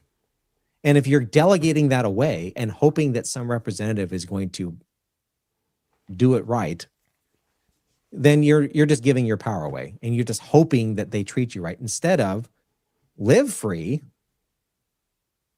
and be sovereign. Now, obviously, you can't just walk out right now, I don't think, unless you're willing to suffer the consequences. You can't just go out there and exert that power and not expect some blowback, because the system is still pretty much in control of the local level, especially. But I don't think that exerting our power, and I don't think we're really doing Trump any favors either by just continuing on in the same system.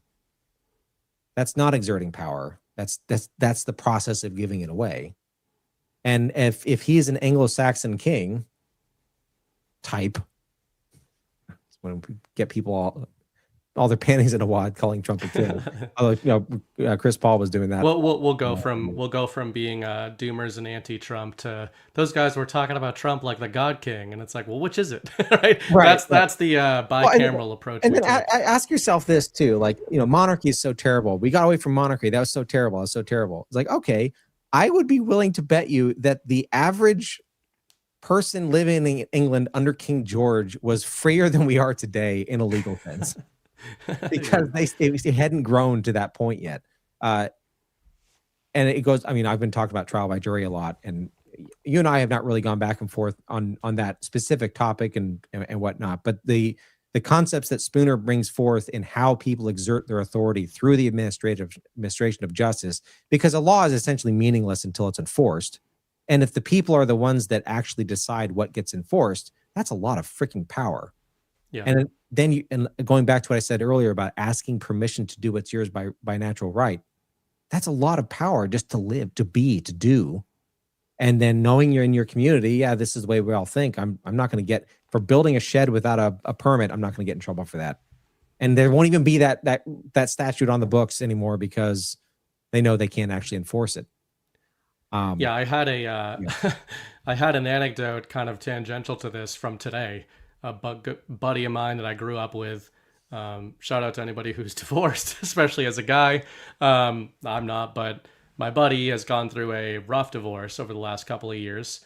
And generally speaking, of course, this is from my perspective and his perspective, but what is a marriage? It's a contract, right? Now it's a legal contract these days, but like even the most classical sense of what a marriage is a contract, right? Yeah. It's an agreement. So in this specific situation, the wife broke that contract. However you think she broke that contract is probably how that contract was broken, right? That contract breaking resulted in the dissolution of this marriage. Now my buddy bought the house that they lived in. He bought that house several years before they got married and before they even were together. So this was his home. Got married to this woman years later. Obviously married her, moved her into his home, had a son with her. And then 10 years later, she broke their marriage contract. They had a divorce. And he literally texted me today, suicidal, which now I understand a little bit more of how people talk about that, of like the epidemic of like divorced men and suicide. And, you hear the anecdotes of like, oh man, men really get screwed in this stuff. But holy shit, I really didn't understand how bad it was. And I thought I knew even like, oh, she gets half your shit. And it's like, oh, no.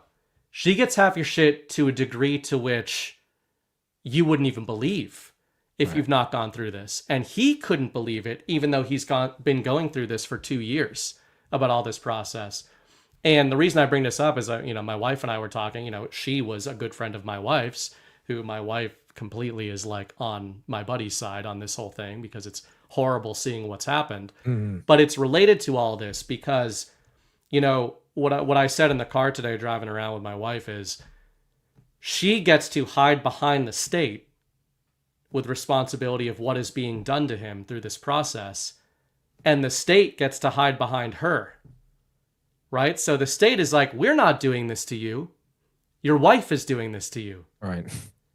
And your wife is like, I'm not doing this to you. The divorce laws are doing this to you. Right. And long and short of it is, she got alimony and child support for the next, 10 years or whatever, right? Which, hey, whatever, debates can ensue about that. Right.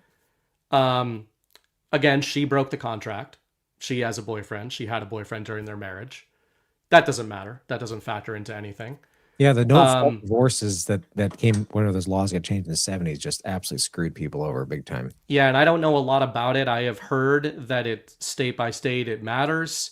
I don't know how much it matters, but Massachusetts, you're probably going to get raked over the coals extra. Illinois is especially that way too.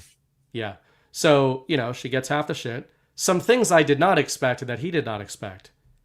She gets half of his pension that he vested during the time that they were together, which is like 15 years. And this guy is the hardest working guy I've ever met. So like he was working 80 hours a week out of prison, sleepless nights, literally, for over a decade. She gets half of that pension when he retires. And then today, what he found out, and the reason he was like joking with me, but he's like, oh, you going to this thing on Saturday? Yeah, man, I'll see you there. He's like, well, if I don't kill myself first, which he's not the type of guy to say that type of shit. And I was like, oh, you joking around? He's like, not really. So he was forced by the state to sell the home that he bought.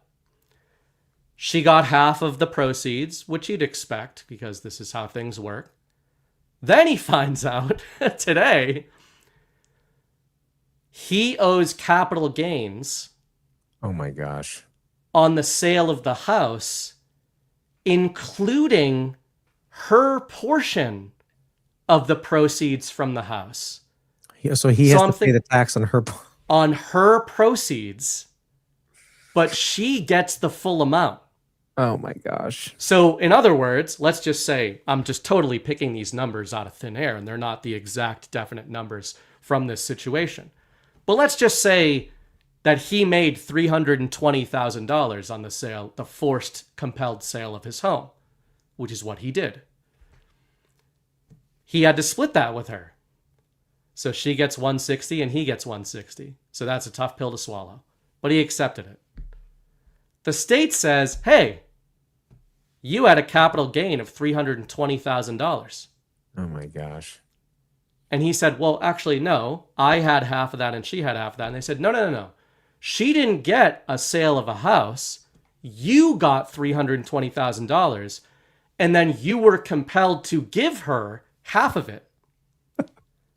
So for her, it is not a taxable event because it is government authorized theft of an asset. But for him, he needs to pay capital gains on his proceeds and the money that is being stolen from him by her. That's insane. So anyway, like this is obviously Land of a the free personal man. anecdote, Like but it's like, yeah, to look at that, to look at just as there's a million different microcosms of this. Yeah. And I know that people one can say, story oh, we could argue with plays out. this and Yeah. yeah, you could get a better lawyer, maybe not. Right. But like the idea that we exist in a system, and the reason I thought of that is you're bringing up trial by jury, but let's even get beyond trial by jury. The philosophy of the trial by jury system that you talk about, to me, not having dug into it, is largely rooted in the trust of a community of sovereign-minded individuals, right? And if I think of like, if you took the 12 people that him and his wife knew best, and the best knew them in their community, and you were like, what is fair in this situation? Do I believe she would get something out of his assets? Yes. He made way more money than her. She left a job for him. She stayed home. Like there are arguments to be had there. But do I think that she would end up with more of his wealth after having broken the contract than he is left with? A 37-year-old guy who's one of the more successful guys I've met is living with his parents while she just bought a house with his money. Yeah, that's not justice. You know, that's not justice. And we have allowed that to happen over, I mean, we personally haven't allowed that system, got entrenched over a period of time through in the same way that judicial supremacy was established. That type of stuff used to be commonly before juries for hundreds of years in England and then even in the US in the early days.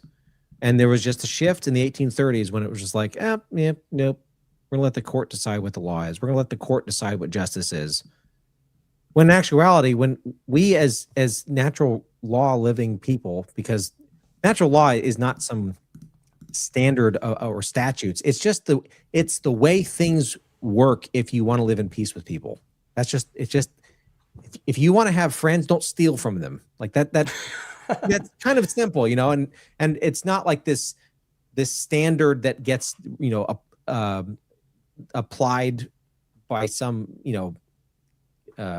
judge or whatever. It's we as individuals, we understand basically how things work between us as friends, as neighbors. Like I said, good fences make for good, or I've said that I think on my show, good friends make for good, or good fences make for good neighbors. Like we understand that stuff basically. And so if you just took not even 12 people they knew, if you did a random sampling of 12, because that's what it's supposed to be. The way juries are selected today is an absolute abomination. But it's just a random selecting of 12 people, and you ask, does this seem fair? And they're all gonna be like, no, that's not fair. Mm-hmm. And so that's what justice is supposed. That is the way justice used to be accomplished in this country, up until about 1830. It was probably dying out prior to that because there wasn't really much of a fight put up when it just got, nixed, and where the judge started telling the jury, this is what you're going to think and all that. Right. And so but going back to the power projection aspect of it, and it's like, well, how do we get there? Like, well, we didn't get here overnight. We're not going to get there overnight, but we're certainly not going to get there by people just going, well, let's just keep continuing as we've been doing and hoping it somehow changes. That's not the way it works. Yeah. And this does lead us into, shockingly, the Lord of the Rings. Each of us has a sword in his background. I believe yours is an unnamed peasant's Yeah, there sword isn't a name for it. carried by Strider. It's because it's not technically canon. Yeah. Because That's true. Strider carried around the shards of Narsil with him, Right. or the hilt of Narsil, at least, with the blade on it. Right. He didn't actually carry a sword around, so they had to. Mine is a named sword. Oh, I know. Wielded by Fingon during the First Age, but later passed to Gandalf, and that is Glamdring. But this does connect to Lord of the Rings. And you mentioned earlier, like we were talking about Anglo-Saxon kings, etc., Trump as the MAGA king. And, you know, how you just ended there reminds me, like, one of the arguments I used to make long before the info war and long before I was even a Trump guy. I used to say, if you can't make an argument that can convince a child, then you're not making an argument. Now, does that hold up? I don't know. But that's what I used to say. And at the time, I didn't use terminology like first principles or epistemology and things like that, right? We've got more weapons in the cognitive toolbox these days to communicate these things. But by and large, it's that distillation. You earlier said, do unto others as you would have done unto yourself, right? What is that? Well, that's the golden rule. It's and what is the love. golden rule? The first thing you are ostensibly supposed to teach children who are capable of learning these things. And my son is 14 months old, right? So, like, he's not at that point yet. But he's just getting to the point where he's doing shit that's bad on purpose. Mm-hmm. Like, where if you pick him up and he doesn't want to be picked up, he'll try to hit you. But we're already like, all right, I don't know if he's going to understand what I'm doing here. But when he does this, I'm going to grab his hand and say no. And stop him physically from doing that thing. And when I do that, he does look at me and it's like, I don't like the sequence of events that just happened. Right? And it's like, well, he's a smart kid already. He'll probably figure that out soon enough. Oh, yeah. And, you know, the golden rule, it's like you're appealing on a baseline to the selfish nature of human beings, right? And the irony, the genius irony of the golden rule is eventually that selfish nature and the natural law built on that selfish nature becomes a recursive loop that perpetuates an altruistic system. Mm-hmm. Where you actually then, it's like the fake it till you make it sort of thing. Right. It's like, hey, do this because you don't want it done to you. And then eventually you don't want it done to other people either because you actually care for them, not just for you.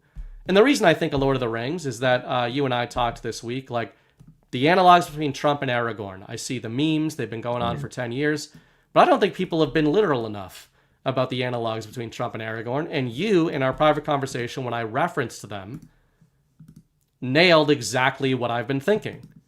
When you talked about Trump as basically a servant of the people, a warrior king, a man who led in battle, and something you said in one of your earlier rants tonight, the best man. Yep. And he's a great analog, I think, to the story of Donald Trump. I'm not saying Donald Trump is riding into battle, right, or fighting in front of the Black Gates. Oh, it'll be a lot cooler if we did. Yeah. It's a code days to confuse. And in a manner of speaking, the way I would lead it off is saying, one of my notes was, Donald Trump's rise and the true meaning of MAGA, one of my notes was, the culture king, destroyer of taboos and Overton windows. And it's like, really, when Trump came onto the scene and really emerged onto the geopolitical zeitgeist, it was a warlike posture that he adopted. And it was toward the system, and it was on behalf of the people. And what many, many, many, many, many people have forgotten is that it was against the Republican establishment and not in favor of the Republican establishment. But, you know, I wonder what you think of that. The analogs there of like rising up from the people as this culture king rather than being anointed from on high. Well, and okay, so the analog with Aragorn to establish what, you know, people may not understand, like, because the movie doesn't really flesh out the movie, like Return of the King or the whole trilogy doesn't really flesh out the whole story of Aragorn the way the books do. Mm-hmm. And you know, he's the he's the rightful heir by blood. Maybe Trump is too. Who knows? So Aragorn is the rightful heir by blood. He's Numenorian descent. That's the high blood of the the Western men and all that. And he is the first he's the first to charge. He's self-sacrificing. In the books, there's a prophecy about the return of the king, and that by the king's hands the people will be healed, or something to that effect. He's going to be a healer. He's going to be caring for people. And so you have this progression of, also you have the fact that the people of Gondor are being taken care of by the steward of Gondor, who oversees Gondor in the name of the king, but is not the king. And that's been going on for 1,000 years. Mm-hmm. Gondorian And then devolution. What's that? Oh, yeah. Gondorian devolution. And of course, Denethor, the steward is he basically has become a tyrant himself, because he doesn't really want the king to come back. But there are multiple opportunities where Aragorn could have stepped in and said, I'm the king by right, and I'm going to take it. And he didn't. And he's written as this humble, self-sacrificing, courageous, healing, badass, like sage of a man who has spent the better part of the last 50 years of his life in the wilds defending the Shire.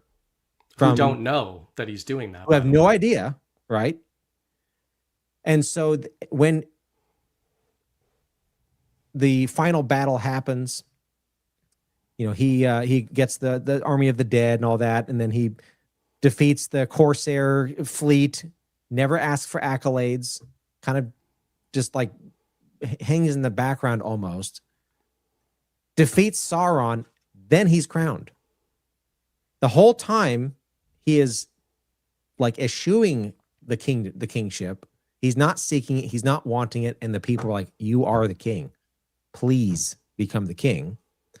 Not a perfect analogy to what we're going on here, but when you Tolkien had written about it was a concept of nolo episcopari, something to that effect. And it's, I will not be bishoped. And that was his concept of what an Anglo-Saxon king, the reason why they should be king is they're like, I don't want it. You might argue that, well, Trump likes the limelight and all that, but Trump was asked, if we believe the Q drops. Yeah, right. He didn't seek it out. And you think back during the interview of him in the 80s, when he's, why don't you run for president? And he has this very thoughtful. He's like, well, I could. Yeah. Yeah, he's like, could, and all of his ideas were pretty much the same back then as they are now. He saw the system for what it was back then. So, the dude didn't even start seeking it until he was in his 70s. Aragorn was like, what was he, 80 something or whatever in the books? Yeah, I think he was 87. Yeah.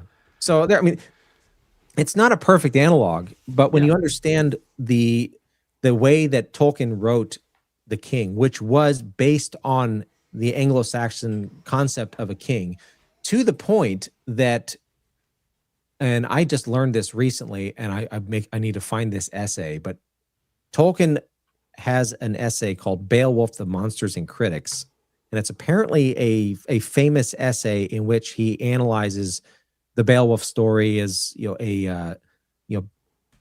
it's not historical narrative per se, it's myth, but it's sort of bringing out the concepts of what kings should be and all that. He was deeply fascinated with that era of human history, had high respect for the way that they valued liberty, the way they valued authority, or the types of figures that should be in authority. And so that's how he wrote the character of Aragorn.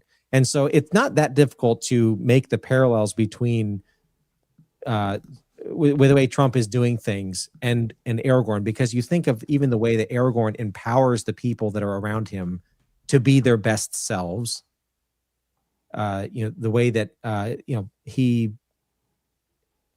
being part of the fellowship with the hobbits and bringing the best out of them. I mean, the movies do a fun job with that, where they're training them how to fight and stuff, and those are little small vignettes, but they kind of speak to the larger character that everyone that is around Aragorn wants to be the best possible version of themselves Right. because he's the best possible version of themselves.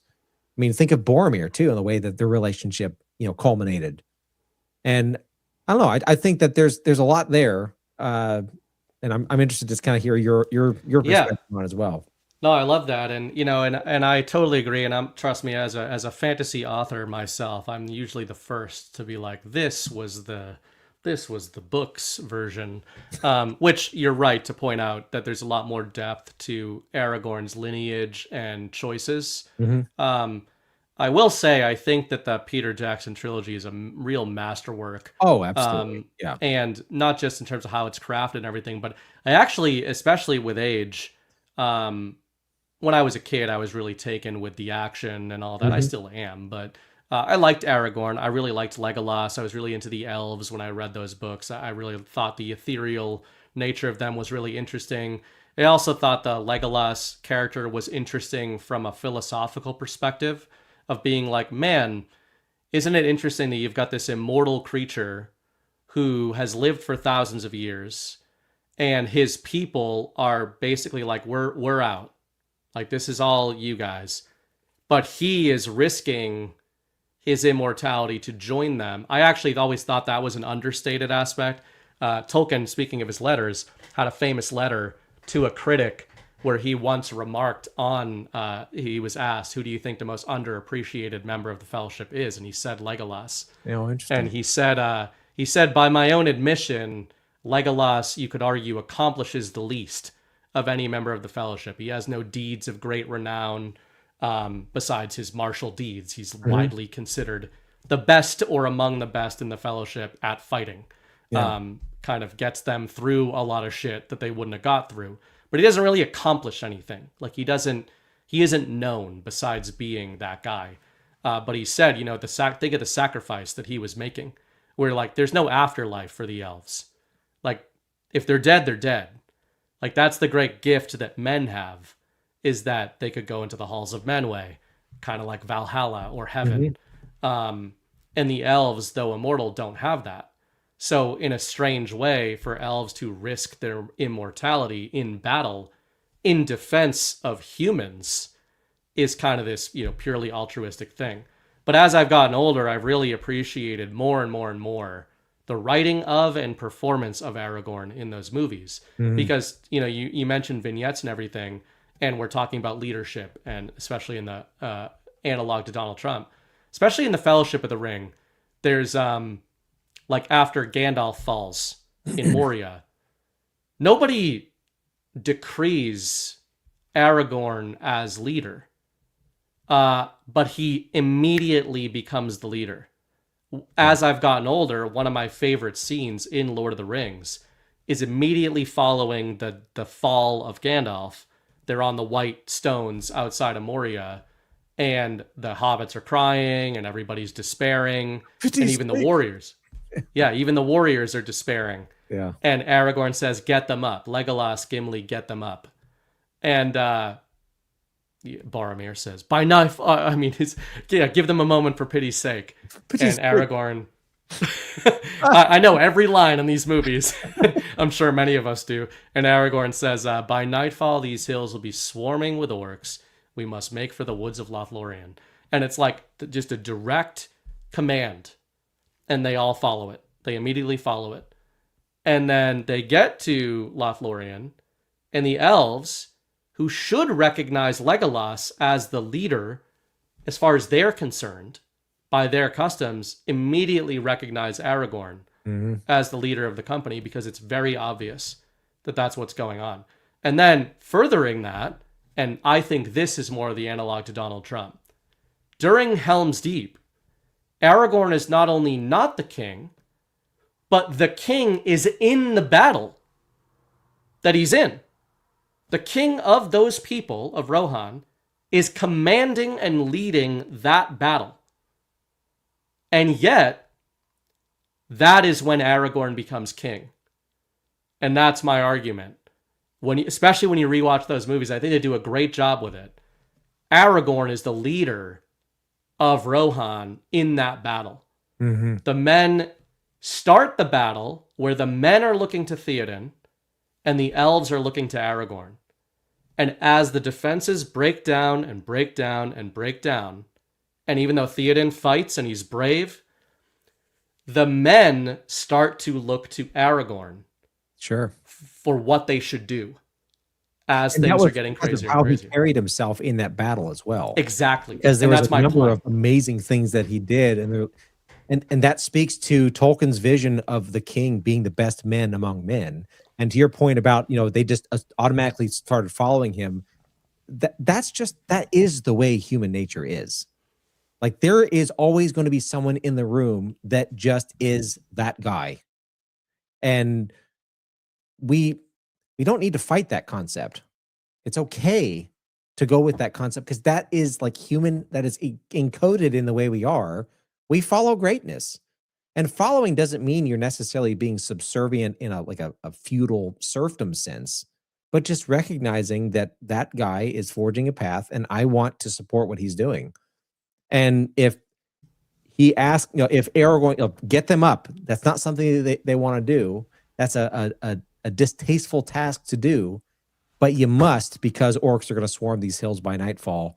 And so to that point, Trump giving power back to the people. The orcs are swarming these hills by nightfall. Take your power back. You get up and let's get moving. Let's not stagnate. Yeah, pragmatism and hope. And again, Helm's Deep is really, I think, the true like fulcrum through which that whole trilogy hangs. Like beginning it, preceding it, and following it. And before the battle, he sees the young boy who's got this shitty old sword that he's swinging around, or he's not swinging around. He's just like, I don't know what the fuck to do. Right. And he turns to Aragorn, sees him. It's a great little scene in the movie. And the boy says, the men say, we won't live out the night. And he says, there's no hope. They say there's no hope. And he takes his shitty sword, and it's a shitty sword, and he swings it around like a badass. And he tests the weight of it, and he hands it to him, and he says, this is a good sword. And there's always hope. Nothing else, right? Like, it's one of my favorite, it brings tears to my eyes as a grown man now, because he doesn't tell him they're going to win. He just says, this is a good sword. There's always hope. Are we all going to die? Probably. We're probably all going to die. But we might not. And like, inherent in him saying there's always hope is, this is a good sword. Like, you got to fight. You have to fight, and I'm going to fight, and all these guys around here are going to fight. And as long as we do that, there's hope. And there's this, I think it's that mix that Aragorn has of hope and people like put things into him that aren't there necessarily. They project things into him. But he's also pragmatic. And it's like, yeah, we got to fight our asses off to even have any prayer here. And in the same battle, speaking of Legolas and Aragorn, another understated scene, I think, from that series is when Legolas despairs ahead of the battle. Yeah, I was thinking of that. Not because he's afraid, and that's actually an addition to the movie. There are some little additions that they make that I think are good and in keeping with the theme. And Legolas despairs not because he's afraid, because he looks around at all the Rohan people and he's like, these guys can't fucking fight. We got no badasses here. Right. Like, there's 3 or 4 badasses here, and then we're going to get smoked. These guys are going to get smoked. And Aragorn knows that all these guys are looking at Legolas as being like, we've got Legolas, we've got Aragorn, we've got Gimli, we've got Theoden. So by Legolas voicing that, Aragorn knows that he is affecting the legitimate chances of victory of all of the guys in that room. And by taking Legolas down a peg in that scene, he imbues all those guys with hope. He says, I'll die as one of them. I'll die as one of them. And, and again, he's not saying we're going to win. He's just like, and I just think, and I do think there's real analogs to Trump with that stuff, where it's like he has, I think, even though there's still these struggle sessions going on, I think a lot of what Trump did was say, like, no, we can redefine what American politics has been for the last 100 years and what, your Fox News huffing Republican grandparents have been telling you as conservative values. Like, we can redefine all that. We can, Yeah. I can be a New York City Democrat and run as the most based Republican of all time and redefine what being a Republican even is anymore. And, you know, he got a lot of former liberals on board. And, you know, I think that that's just a testament to like him fitting that, coming out of his mandate that he always talks about, truly did come out of people engaging with the dialectic and the story of Donald Trump as he put it off, rather than just something that was imbued into him, like from on high. Yeah, I love that scene that you highlighted there.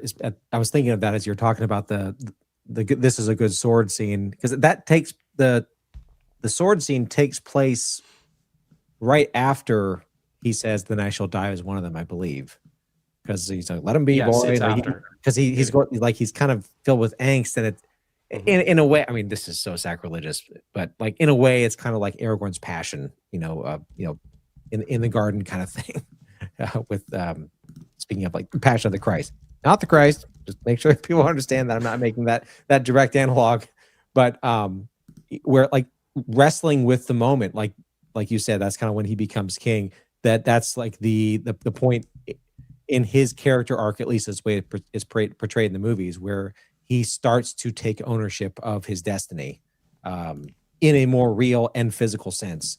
And that, yeah, it's powerful to watch. And thinking of Trump going back to the slings and arrows kind of thing, like, I'll die as one of them. They want to indict me 1 billion times and put me in prison for the rest of all of our lives. Then, you know, fine, let's go it. Let's go to battle. I mean, so maybe that was all narrative stuff too, but it's story.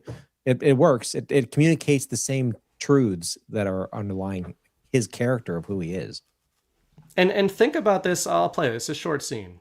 Oh yeah. Think about this too as like a philosophical exchange between Donald Trump, you know, our chosen sovereign, right? Our chosen king, our chosen leader, at the very least, the most inarguable and uninsulting, feelings hurting term is Donald Trump is the leader of our movement.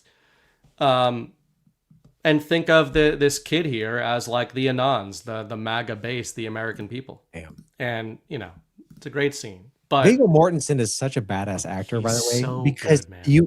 you can see him making the decision. He believes it. Yeah. Yeah. You absolutely can. Oh my God, all-timer. And it really is. There's so many great performances in that trilogy. Ian McKellen's great. There's so many great ones. But like, Viggo is really the glue of that whole trilogy. Yeah. But yeah, the reason I think of sort of the truth community, the Q community, MAGA, whatever, the American people who are willing to embrace Trump or have at any point in time. What I like about that analog, that scene as a microcosm, is I think the people who call people like us doomers, or they say we don't trust the plan. You know, I call them trustees.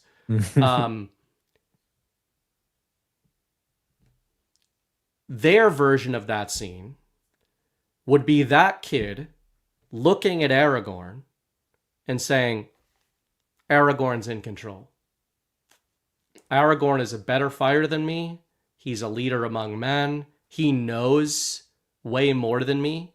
He's been in these kind of battles before. He's got friends in high places. He knows the elves. He knows what's going to happen here. He's in control. And I trust him. And that scene, I think, is the mix of hope and pragmatism of Aragorn saying, like, yeah, I am more capable than you. I do know more than you. I have been in these situations and you have not. And I'm probably going to be way more important to this than you. But if you sit on this wall and trust me to save you, you are going to die. Yeah. If you pick up your sword and fight and follow my lead and push in the same direction as me, you still might die.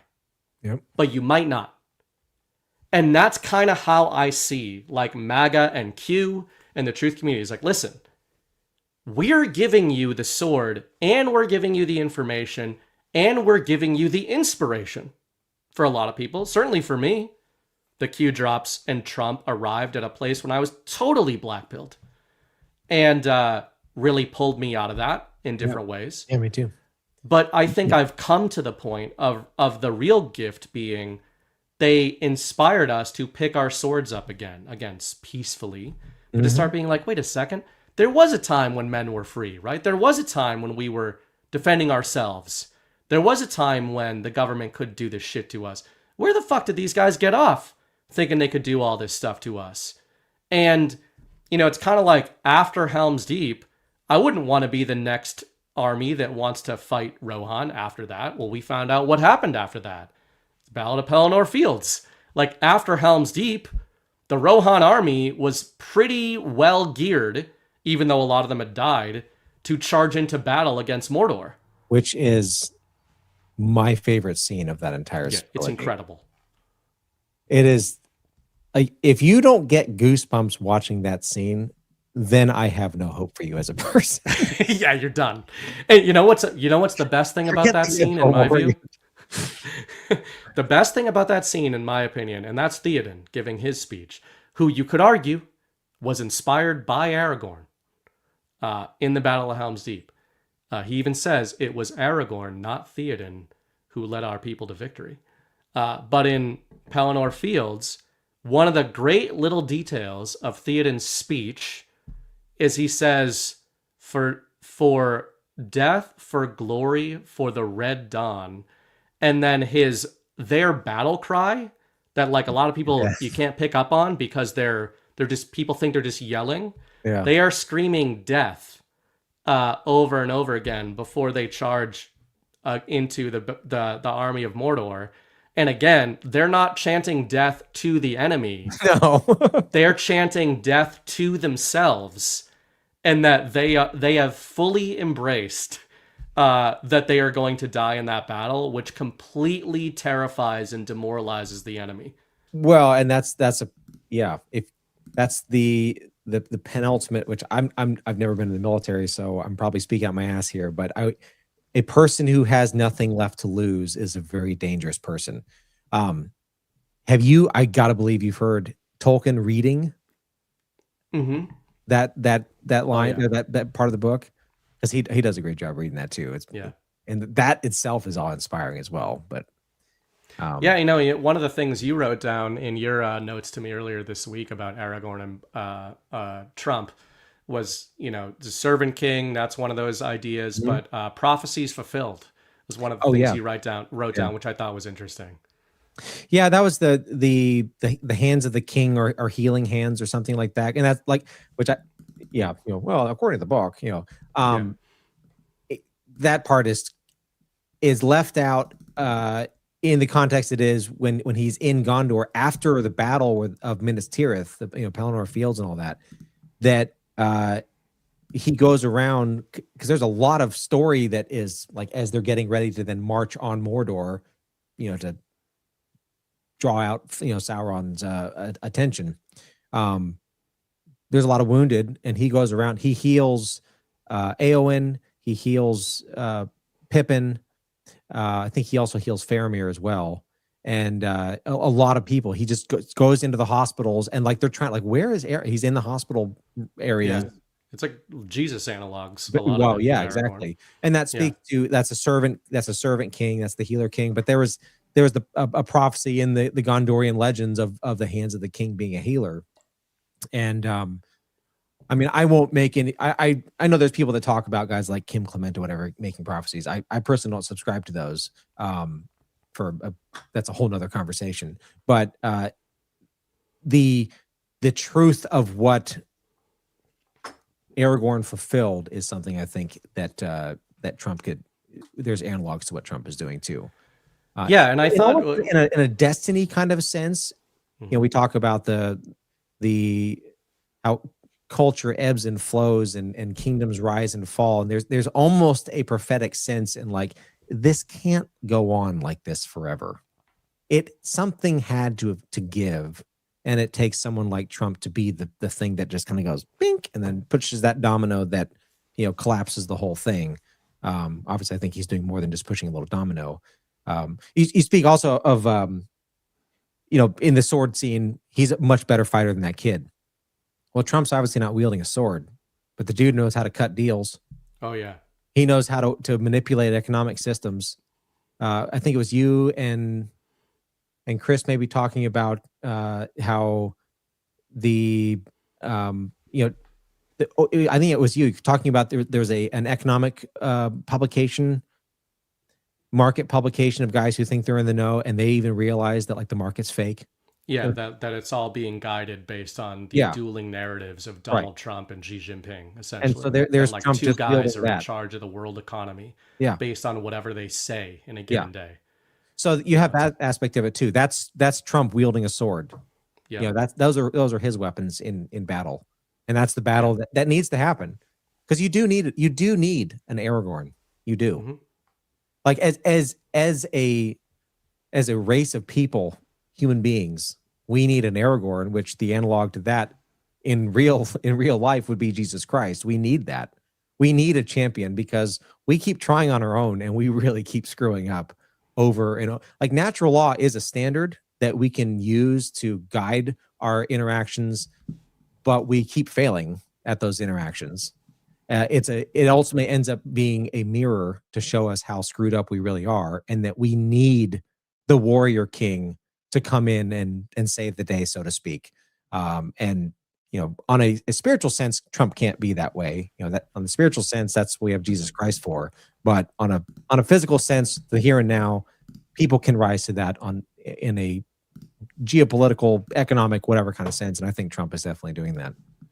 And one other thing on the prophecies angle, it made me think of when you said that, good and bad, but like the Q drops. There's people that sort of future proofs past.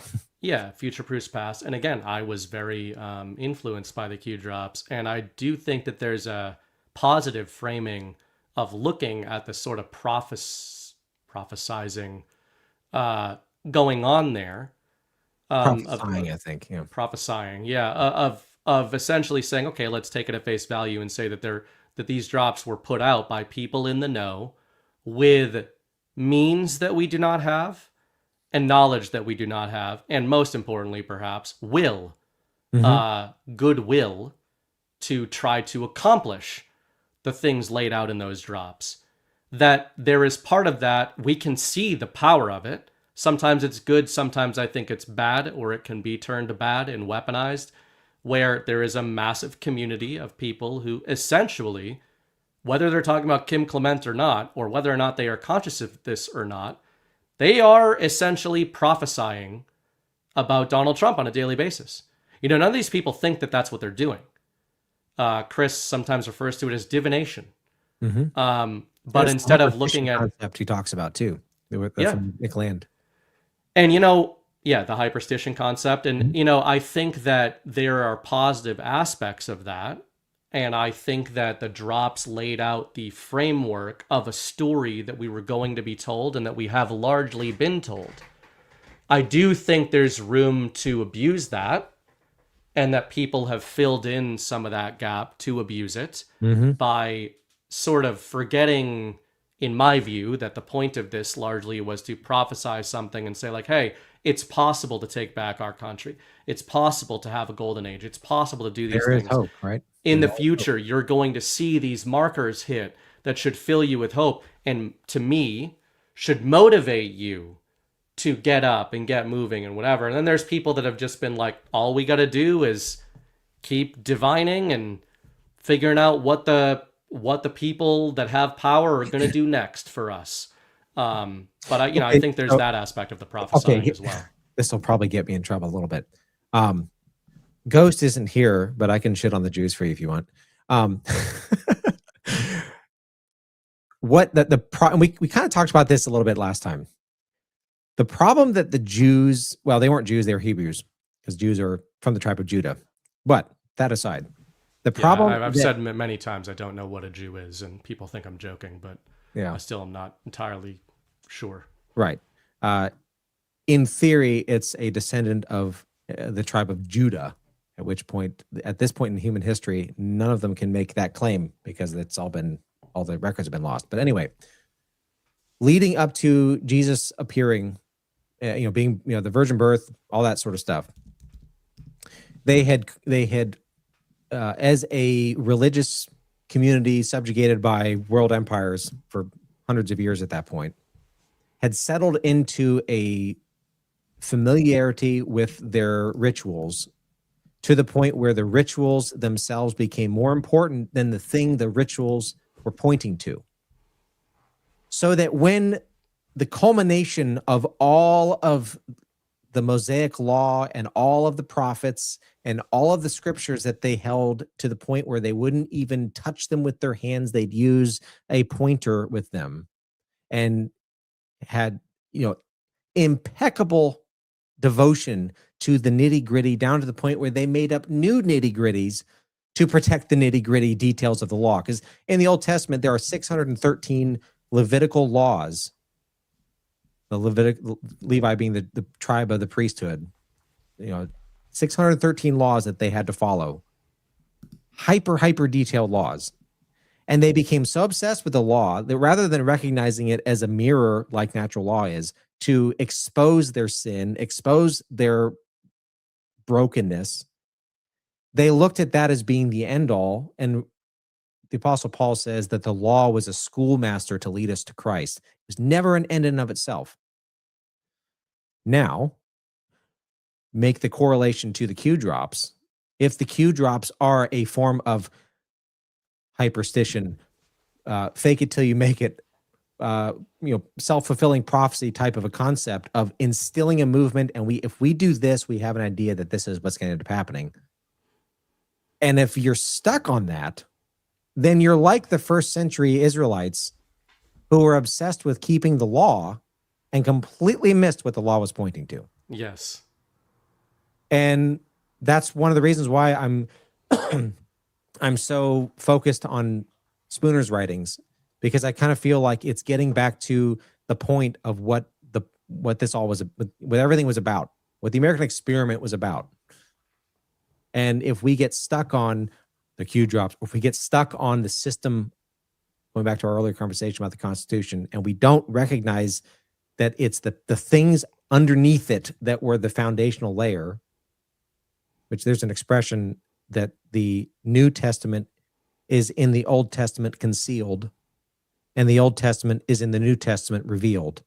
It's a fulfillment of everything. Because you read the Old Testament through the lens of the New Testament, you're like, oh man, that's pretty wild.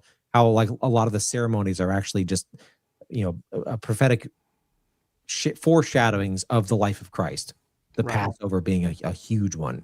He died on. I mean, look at the Roman Catholic Church and all this shit. And I'm by no means a biblical scholar or anything like that. But the irony is, as I've pointed out many times, growing up in South Boston, I was disillusioned by Christianity.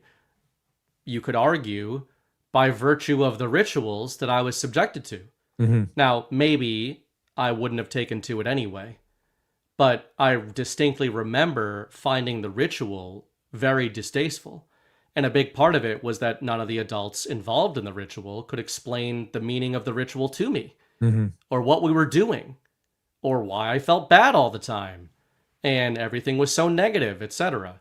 There's many different examples of this. But I think it's a great analog you bring up of the ritual aspect there. And Well, just forgetting what the point of the ritual is. And if you want to, we are ritualistic people. Yeah. That's what we do. Which means I don't think it's inherently a bad thing. Right. But if you lose the point of what you're doing the ritual for, then there's no point in doing the ritual. But if you that's why I think if you making the analog back to the Q drops, like I think the Q drops do have value. Yeah. It's you can't say they don't. And but if all we do is hang out in Q drops, I think we're missing the point of the Q drops. And I know there's people that say, well, that's not what I'm doing. Then I'm not talking to you. Right. Yeah, exactly. But there are the people that feel the need to attack based on you saying anything like that, then you're probably one of those people. And, you know, I would actually draw like a strange analog to the martial arts world. This is something I noted in my youth that I learned over time. A lot of similarities to organized religion in the martial arts world. There's all these different styles of fighting, right? Different styles of combat that originated in different countries and different teachers within those styles and dialectics within dialectics and all that kind of stuff. And I was very influenced as a young man by the writings of Bruce Lee, actually, who admits he himself was taking the writings from a bunch of different philosophers and thinkers and amalgamizing them all into his own philosophy. But the one that stuck with me the most was Bruce Lee's philosophy was take what works, leave the rest. And there's a story he tells of where Bruce Lee was this incredible kung fu master. He had several real fights when he was young in China, done well, and he had never lost a fight or anything like that. And then he came to the US and he was teaching in California at the time, and he was teaching Americans Chinese martial arts. He was a very talented guy, obviously. And then one time, an American wrestler came into his dojo and asked if he could spar with him. And Bruce was like, yeah, sure. And the wrestler, Bruce, by all accounts, beat this guy up. But it took him like 8 minutes to get out from under the guy. Because the guy just shot a double leg on him and took him down and kept him down. He couldn't do much damage to him. Bruce got on top of him. They ended up getting separated. But instead of taking that and going, my style, kung fu, has prevailed over this American, therefore it was better. What he realized was, I've never been double-legged before. Holy shit, this is a problem. And started training with American wrestlers to understand how wrestling worked. And again, doesn't mean Bruce Lee was the best fighter that ever lived or any of that hero worship shit that goes on. It was that he had a first principles approach to fighting. Right. And he started saying, like, all right, if this doesn't work, then it doesn't work, and I'm going to get it out of my style. And it was considered extremely, it was basically blasphemous in the martial arts world. And I remember growing up with that. I started in Taekwondo, where it was all about kicking. And like, yeah, when I graduated from that school and went to what became the school that I fought professionally out of, I had the best kicks there. But I couldn't box my way out of a paper bag. And the reason I ended up signing with that school is the first time I went there, they were like, what are you best at? And I was like, I'm a pretty good kicker. So they're like, show us, right? So I'm hitting the heavy bags. They're like, yeah, you're the best kicker we've seen. So I'm like feeling myself, right? I'm like 16, like, yeah, damn right, I'm the best kicker you've seen. So the lead trainer takes a 2-foot long piece of yarn and he ties my ankles together and puts me in a ring against their best boxer. And he goes, if you lose the fight, then you lose the fight. And if that string breaks, then you lose the fight automatically. So it meant, by definition, I not only couldn't kick, because if I threw a kick, I would break the string. Right. But I couldn't even get into a wide stance, which is what kickers like and feel most comfortable in. So it essentially put me in a phone booth, and I got my ass kicked by this guy. And I could have come out of that and been like, well, if I could throw kicks, right, it wouldn't have mattered. And their whole point was, you're not going to be able to throw kicks in every fight. And if you get into the corner by some guy who can beat the brakes off you with his hands, you better know how to react. And I draw this, you're talking about the Q drops, and it's like, man, if your first instinct toward anything somebody asks you about the info war is to defer to a Q drop, you might think of a Q drop, and it might have led you down the right rabbit hole at the right time to the right conclusion. But if your answer is to defer to that practice, then I could argue you might have missed the point of what that practice was trying to guide you toward, right? Right. It's like if you're in a fight and you get punched in the mouth, to use Mike Tyson's analog, you don't start appealing to your trainer. Right. You start trying to figure out what to do based on what your trainer taught you. And that's how I see Q, is like the trainer. Yeah. That goes back to the first principles that you're talking about with Bruce Lee. And, to kind of brush back up against the voting topic. It's like, okay, we've tried that for 250 years.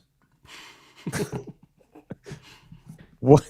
Maybe we tried it harder. If we tried it harder, and maybe we recognize that, you know what, that didn't really lead to us achieving the first principle goal of we want liberty for us and for our posterity. So we need to reevaluate. We just got punched in the mouth. All the plans went out the window. You know, what are we gonna do about that? And then going back to the Q post thing, I had a thought when you're bringing that up, that if you think of a Q, the Q drop made me think of, or I thought this thing made me think of the Q drop. Chris talks about playing match online or whatever. Like all the Q proofs have pretty much, in my opinion, have been out there. Like there's no reason. I think it has proven itself. Right. Yeah. You don't need to prove them anymore. So if your goal of playing match online is to prove them, like, let's find a new use case. Right. Like, I mean, and it's possible. I mean, John's shown this. It's possible to come up with a highly intelligent, well-reasoned, deeply wise perspective on the nature of what's going on without resorting to Q drops. And I think you could say the same thing for Chris as well. Yeah. I don't think Chris came to where he is because he read a Q drop somewhere. Are they useful? No. Absolutely. Yeah, and some people did because of the Q drops. Again, it's like it's another Bruce Lee-ism, and it's not only him, but many paths to the mountaintop. Like that's that age-old philosophy of like, hey, how did you get up here? I took this path over here. It's like, okay, I followed the Q drops down here, or up here. That's great. But again, if you're like, you must do this, and back on the trail at this point, there was this marker, and it's like, well, anyway, we're all here now. Right. So now what do we do? Yeah, we don't want to play a political scavenger hunt. Okay? Yeah. Let's make up our own list. There's also something to be said, and again, as a martial arts analog, that different styles work for different people too. Mm-hmm. Right? Like, and I tried this when I was fighting because I transitioned from kickboxing to MMA before I got injured a fuck ton of times and had to stop all that. But I was like, it got in my head of, well, I'm a striker and I need to learn how to grapple like an expert in order to deal with these wrestlers. Mm-hmm. And the truth was, I didn't need to become an expert grappler. I just needed to know enough to stop them. Mm. And that's what a lot of fighters end up learning, like later on in their careers. It's like, you know what? My trainer said this. My trainer's trainer said this. He said, the most effective fighters are not focused on what their opponent is going to do. They're focused on what is the thing that the opponent is afraid of that you can do. That's cool. It's kind of like, and I remember I had an opponent actually tell me like, hey man, after I had fought one of his teammates and was not in this tournament, he said like, oh man, now that you're not fighting today, I can say like everyone on this team hates the idea of fighting you because of those kicks. And I had lost to a guy on his team. So, it's not like, oh, you're invincible or whatever. It's just like, well, if you win or lose, you're going to get kicked really hard in the head during this back and forth, right? So, and again, it was just that kind of like, I had a trainer that instilled that of like, hey, you might lose, you might win, but like, you got to remember, and I think Trump does operate in this way, where it's like, remember 10 years ago, there were Republicans being like, if only he was more professional and courteous and political. And it's like, that is not what gives Donald Trump and the Dunn Road Doctrine its power. So I love when he fully leans into that, which is just to say, when you talk about truthers, whether it's me or you or Chris or John or anybody who follows the drops and that's their prime focus, as long as you are using whatever your cognitive fighting style is to push people toward first principles and awakening, I consider you an ally. Whenever I see you using whatever you've learned to actively gatekeep people from moving in a first principles direction, that's when I consider it sort of a threat to the larger mission. Yeah, for sure. Now, as they talking about Trump and people wanting him to be respectful, it made me think you guys did Few Good Men, which is such a good movie. I loved that on Story Hour. Loved that conversation. And the clip that you guys played of he's like, but you have to ask me nicely. And Trump's like, throws the table like, fuck, you ask me nicely. You're Exactly. an asshole. Party of false decorum. We need more of the Trump energy for sure. Like going back to the Q stuff, and going back to demolition, tearing the whole diseased temple down, like that was such a refrain in those hot and heavy Q days of people playing that clip from Law Abiding Citizen. I think that's that movie. And it's like, dude, we have like, I just don't understand. Like you can't fix the system within the system. I just don't think you can do that. Not possible. You have to tear it all And we're down. not pretending we have the answers as to perfectly how to fix the system, but having the conversations about it, I think, is important. And it's crazy that we have to say that these days, but we do. All right, Drake, it's been a good one again. Have to have you back. Let me grab some rants here, and then we will get out of here. May I read What? a one of Tolkien's letters? It was that quote I sent you. Yeah. As a sign off. So this, we're not as cool. No one is as cool as J.R.R. Tolkien. I can't remember what both the R's stand for. I know one of them's like Roald or something. This is a letter he wrote to his son when he was 18 years old, 1943. He had been called to service by the Royal Air Force, so height of Battle of Britain, all that stuff. And this is signing off a letter to his son. Well, cheers and all that to you, dearest son. We were born in a dark age, out of due time for us. But there is this comfort. Otherwise, we should not know or so much love what we do love. I imagine the fish out of water is the only fish to have an inkling of water. Also, we have still small swords to use. I will not bow down the iron crown, or I will not bow before the iron crown, nor cast my own small golden scepter down. Have at the orcs with winged words, biting darts, but make sure of the mark before shooting. Based. Imagine getting that letter from your dad. I know. Like I said, we just nobody writes like that anymore. No, it's That's amazing. Just a personal letter. So yeah. Yep. And AI can't replicate that shit. Well, it can replicate it, but it can't create it. Right. Which is some great shit.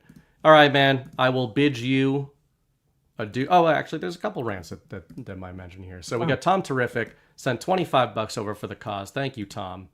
Will to push toward Badlands. This is worth checking into. Try to communicate to Redonkulus about the divorce courts along with the administrative violence used against men. He's highly informative. I'll have to look that up after the show. Thank you.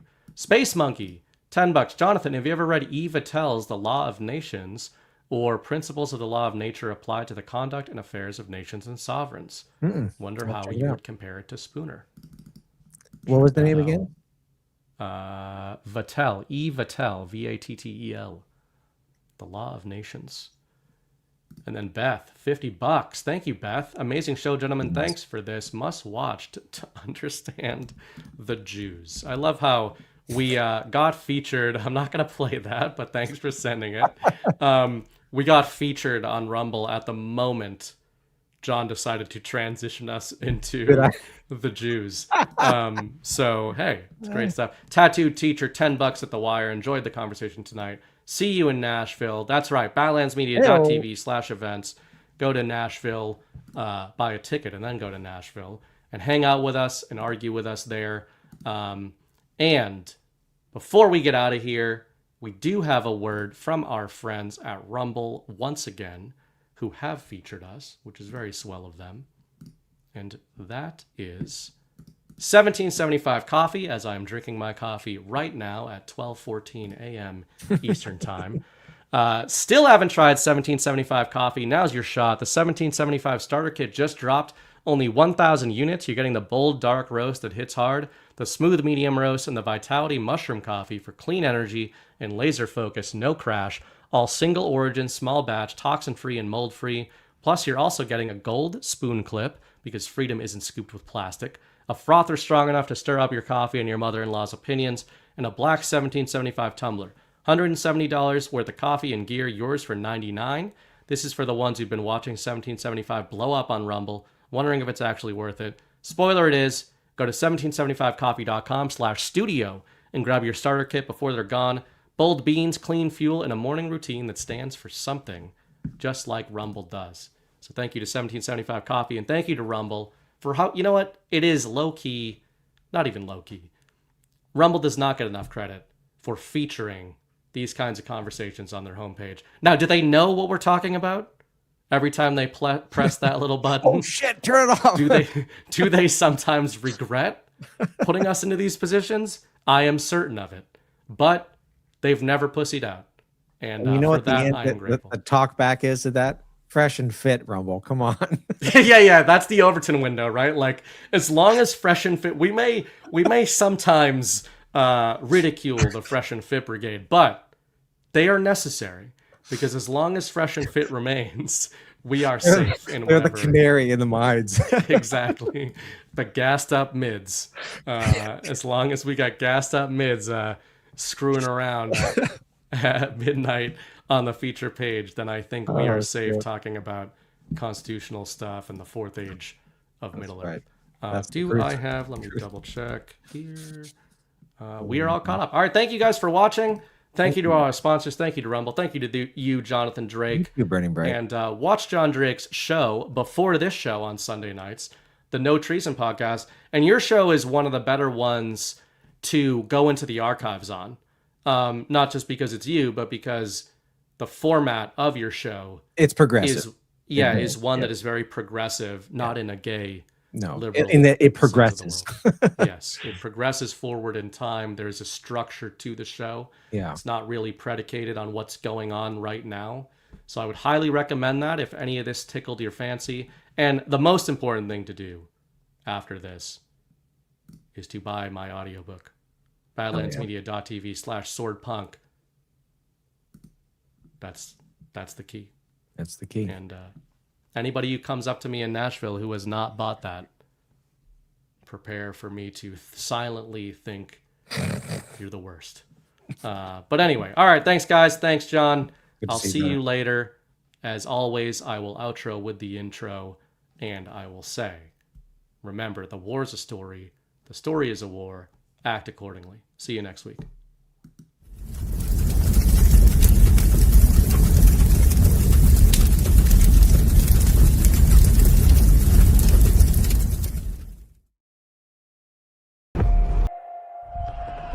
No.